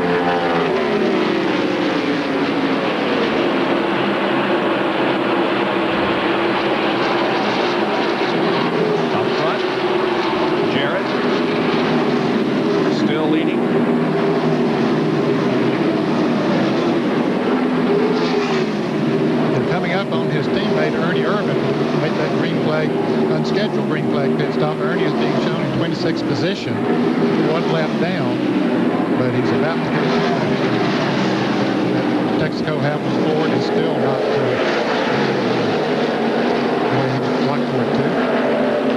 Well, Ned said a few laps ago that he didn't think we had heard the last of Mark Martin, and indeed that is the case because Mark is in 3rd position now. There's quite a bit of racetrack between that car and the first 2, but Mark Martin is running well and the race isn't over yet. This is the Valvoline onboard camera. He just hung back there, stayed out of trouble. We saw him several times in the first half of the race. Cars come up and take it a little bit faster than he, and he wouldn't race with me. He'd pull over and let him go. He races the racetrack. That's smart. And again, we mentioned that the Jack Roush cars are 2nd, 3rd, and 4th. There, Ernie goes 2 laps down. We'll check the speeds as the cars come down across the line. And Musgrave is right there. Let's go. Let's check the speeds and see what kind of... Musgrave that time ran just a little bit quicker. Well, they came up on Ernie Irvin, and I'm not sure it's a true implication because of the fact that they passed Ernie there, and that'll allowed some other cars to run a little bit faster or at least slow them down. See, Jeff Gordon ran over 159 miles an hour. He was out on a clean racetrack by himself. That lap, Jeff Gordon was the fastest car, but he's in 6th spot, got a long ways to go. But he doesn't have far to catch Rusty Wallace. He's coming up on him in a hurry going into turn 4. There they come off of the turn, and Gordon has caught Rusty Wallace looking for 5th. Yep. May get it here at the end of the straightaway. Jeff gets down to the inside, makes the pass. And then last time we see Dale Jarrett was the fastest car around the racetrack. Bobby Labonte ran a good speed, 159 miles per hour. Morgan had some trouble. Boy, there was some contact there between Rusty and Jeff. Well, 24 cars wiggling, isn't it? Yes, it is. And again, look at the glare problem here down the straightaway and into turn 1. Rusty's going to try to take back that spot in 1. Almost blinded by the light. Couldn't quite get it to stick on the bottom of the racetrack, and knew if he went in there too hard, he'd slide up into Jeff Gordon and wreck both of them, so he used his brakes wisely. Bill has more on Rusty Wallace. Interesting story on Rusty's motor. On Saturday morning, NASCAR whistled it to get the compression ratio. You'll remember when Rusty won earlier this year, that was called into question. Well, it whistled very high, rounded off to 13.9, which is legal, but just barely below the maximum of 14.0. They took it out, took it back to the shop, and found that indeed it was 13.87. So at midnight, midnight last night, Mike Agee began working on that motor, got the compression ratio down to 13.66, put the motor together at 4 a.m., put it in the car, got his wife out of bed so she could keep him awake on the drive back to Darlington, and they loaded that motor back into the car this morning. Because of the carbon buildup during the race, they couldn't guarantee that at 13.87, that the motor would whistle under the maximum of 14.0 after the race was over. Now, what does he mean by whistle, Benny? Ah, here we go. Musgrave taking a look. They ran in on the Dalton Sawyer through turns 3 and 4, and they got very tight coming off that turn. Allowed Musgrave to move wide in on there. Whistler is a machine that actually checks the compression ratio of the engine, or gets it very close. So Jarrett continues to lead, but Ted Musgrave is within a car length. Martin is third, followed by Jeff Burton and Jeff Gordon.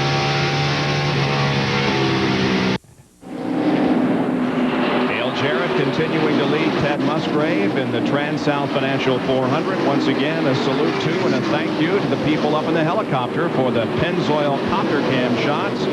Mary Bates and the boys have been doing a great job. By the way, you may wonder how high the helicopter must fly above the racetrack to get these shots. Well, if the visibility in the ceiling is low, they can be as low as 300 to 400 feet. But on a day like this, they can get up to as much as 1,500 feet above the racetrack for the Pennzoil copter shots.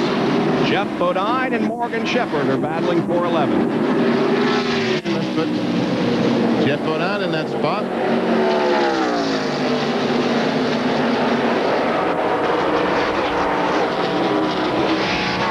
We understand that Mark Martin may have a problem, John Kernan. Well, the crew is ready to change tires if need be. Mark had radioed in a couple of laps ago and said he thought he had a right rear tire going down. So right now he's just trying to ride it out and hold on because he is in the third place. But just in case he decides to pit, the crew is ready. There are only 20 laps to go, and at the conclusion of our coverage, join us for Shop Talk with Alan Bestwick here on ESPN, and the special guest will be Dale Earnhardt with an opportunity to buy some clothing and paraphernalia. That's Shop Talk right after our coverage of this event. By the way, Dale Earnhardt is running in 18th position, and Jeff Gordon has gone to third. I think we're way on break when he passed the fourth place car, Jeff Burton, and now Gordon has come all the way up and passed Mark Martin, has taken over third, and Jeff Burton is not too far behind Mark Martin. He's in fifth place. But there's a lot of racetrack between Gordon and Ted Musgrave. And he's running out of laps. Right now, as you see, 17 laps to go, and this baby's going to be over.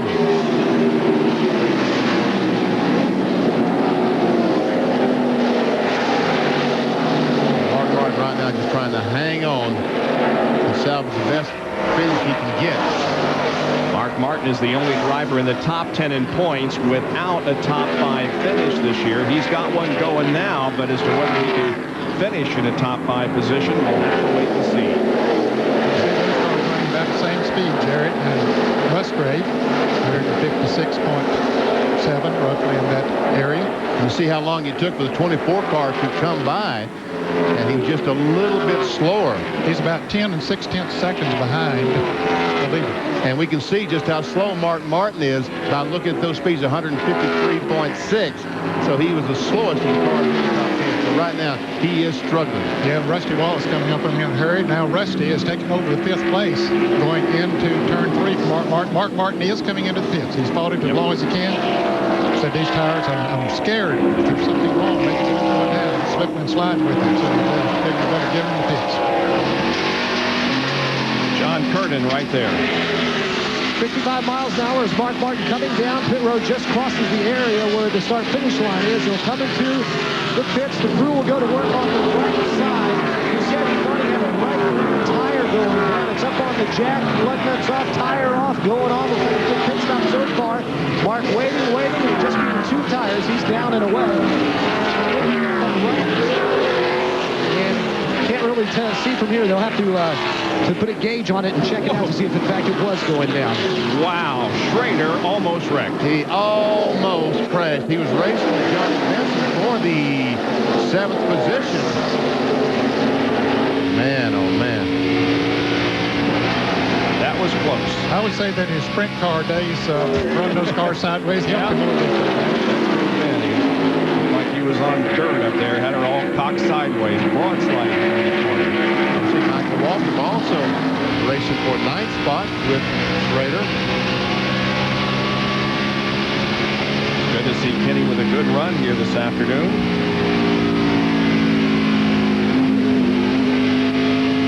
Michael goes up that high against the wall. He's going to try to get a good run on Schrader. Can he do it? No, he can't. He'll have to fall back in. Schrader's best finish this year was at Rockingham. He finished 18th, and he almost bought the fence here. Watch him. Yeah, there was he tried to turn under the 30 car, and when he did, he just simply got it sideways. When he corrected, almost went back the other way in the wall. Now, Bill Elliott is not on the same lap as Kenny Schrader. Mark Martin back in the pits, guys. John Kernan didn't find what was wrong, huh? No, Ned, they didn't. They checked that right rear tire, and the pressure was fine, but Martin's back out there, and it is still very loose on him, so they'll come in and they'll put left side tires on the car. Well, that's going to be costly to him from a point standpoint, Bob. He was up in the top 5 of the points. That's hurt him. Points were awarded now. Jarrett would be in the lead still. Jeff Gordon, however, would be second. And the leaders have come up on some heavy traffic. Yeah, they had to back off again a little bit. Coming up on him. They had to back off. Jarrett trying to get on the inside of him going into turn 1. And he makes the pass. Anxious moment there to see him into turn 4. Now, Ernie Erdman, they pulled away from him. He has run back down Jarrett and Musgrave. I'm sure that Jared Musgrave's tires, which are older than Ernie's, because he had to make that unscheduled pit stop, but their tires are getting worn, and which one has the best tires for these last 10 laps? Just 10 laps.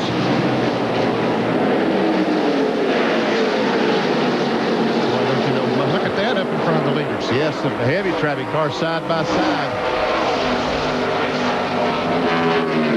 Just 8.5 laps to go now. And here are Michael Waltrip and Johnny Benson going for 7th position. And Ken Schrader is there in the battle also. It's time to make your move. Here's Schrader on the inside of Benson as back to the lead. We see that it's closed within a car length of this. And there we see the traffic. Who's it going to be an advantage to?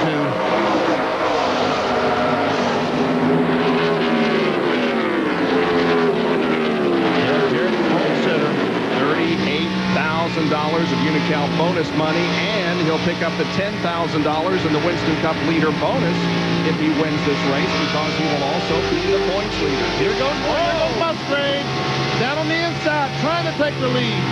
Nope, he'll have to back off. Musgrave has never won a NASCAR Winston Cup race. There's Jarrett, who is outside.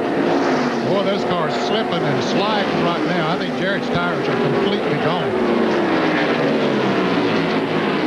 This would be worth quite a bit of money to Jack Roush Racing as well. They put Musgrave on the winner's circle plan in NASCAR.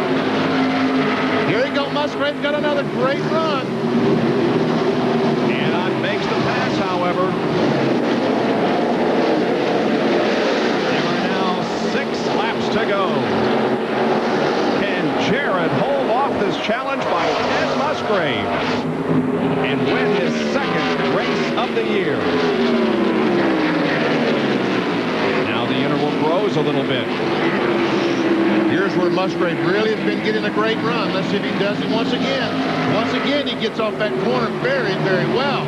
And again, they're approaching some slower traffic ahead. They'll have to move around it before this race is over.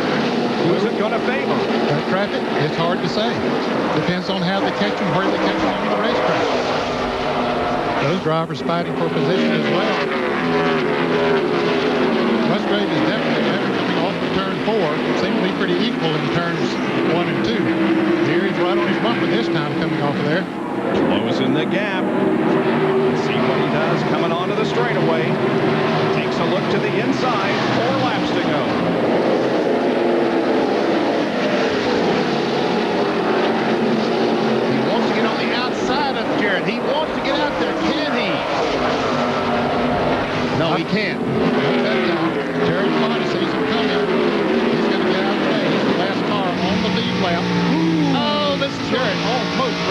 back of Labonte. Didn't know that he was going to slow down that much going into the turn. And Musgrave got another good run. Let's see, can he do it this time?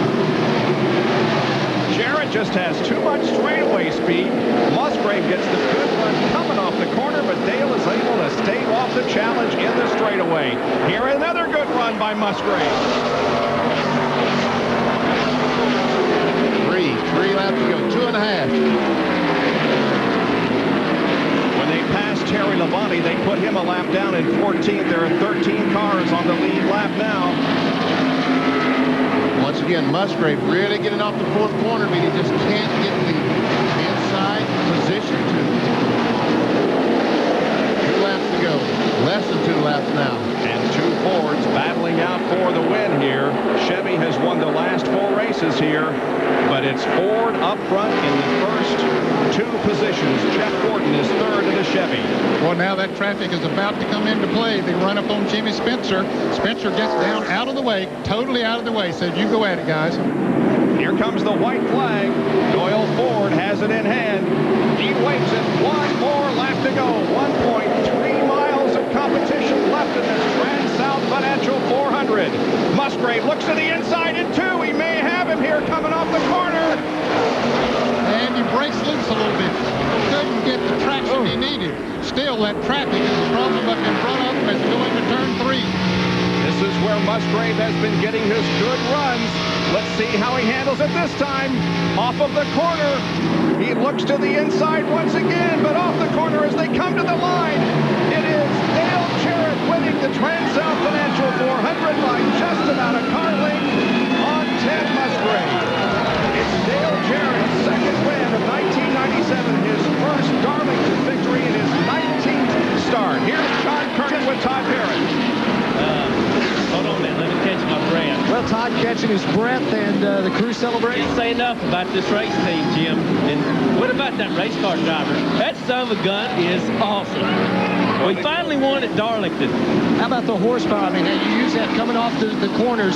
Oh, yeah. I mean, it was pushing terrible. I mean, it's just give all the credit to Dale Jarrett and his ability to drive a race car. His son of a gun's good, and that's all we can say. Dale Jarrett won this race.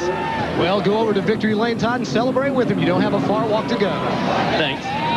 In his 295th career NASCAR Winston Cup start, Dale Jarrett wins his 10th victory, and they have all come on super speedways. ESPN's Speed World presentation of the TranSouth Financial 400 is being brought to you by Goodyear, #1 in tires. By Miller Lite, who reminds you that anything can happen at Miller time. And by the more than 1,500 AutoZone stores across America. AutoZone, the best parts in auto parts.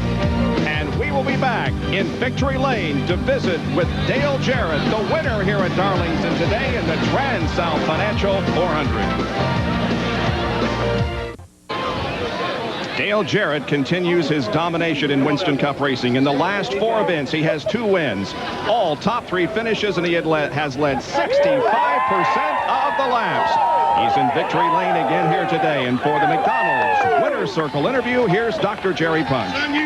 Under a setting sun, a rising sun, comes to Victory Lane, second-generation driver Dale Jarrett. And Dale, congratulations. He gets a big hug and kiss from his wife, Kelly, and family here in Victory Lane. DJ, congratulations. What a great run. Those last 10 laps are as good as I've seen anywhere. It's incredible, and hats off to Ted Musgrave. He could have probably turned me a couple of times. I cut him off pretty bad. He had a good car. I really picked up a bad push there, but this car was great. I tell you, I got into the wall again over there, got in some oil, and thought maybe that was the end of the day, but these guys got it back right, and I just want to thank everybody, and want to let the Nemecheks know that this victory's for them. I know it doesn't come close to taking up the pain that they have, but they're a wonderful family, and we're glad to know that we've got the time with them and had the time with John. He was a great person, and this is for you guys. All right, of course, Dale Jarrett, it shows how much your dad said winning at Darlington was special, maybe more special than anywhere else he ever won. And you're choked up with emotion. Yeah, this is a special place. I mean, this is a driver's racetrack. You have to work your tail off here all day long. You're all constantly chasing the racetrack. You're running inches from the wall every single lap and trying to stay out of it. And this is very gratifying. I've been here in a Busch car, but getting here in a Winston Cup car is the ultimate. Well, 32 years after his dad went to victory lane here at Darlington, son Dale, a rising sun, was won his second in a row, but his first ever at the track too tough to take. Let's go to Bill Weber. And Ted Musgrave is surrounded by the media here at the pumps. And Ted, congratulations. A great run for you. Anything you could have done to catch the 88? I don't know. The Prime Star Family Channel car was good. It just needed a couple more laps, I believe. You know, I wore him down pretty much, but so was I. I had maybe just a tick better. Position made a lot right there because I was as quick as him and he was as quick as me, but neither one of us could pass each other. That was the problem. And like I say, the guys really worked hard today. We came from way in the back and it made I don't know, about 20 adjustments today. Air pressure, wedge, and track bar, and on and on and on. And they did the right deal. We got it all together at the end, and I can't say no more than them guys. They did a heck of a job for me today. Great run for Ted Musgrave. He comes home second. Let's take a look at the unofficial results. Dale Jarrett led the most laps. The yellow arrows will indicate those who led at least one lap. On down through finishing 14th was Kenny Wallace, the last car on the lead lap. Dale Earnhardt, 15th. There's the 16 through 30 finishers. And we remind you that we will have our next telecast of NASCAR Winston Cup Racing in 3 weeks at Bristol, Tennessee. Let's take a look at the point standings. Gordon moves up 2, Labonte down 1, Burton up 1, Jeff Burton up 3, Martin down 3, Jeff Bodine up 3, Rudd down 2, Rusty Wallace gains 6th, and Irvin moves up 1 position. Coming up next, Shop Talk with Dale Earnhardt. Alan Bestwick will be your host. Congratulations once again to Dale Jarrett on his second victory in 1997. Again, we'll see you in 3 weeks from the high banks of Bristol Raceway in Tennessee. This has been a presentation of ESPN, the worldwide leader in sports.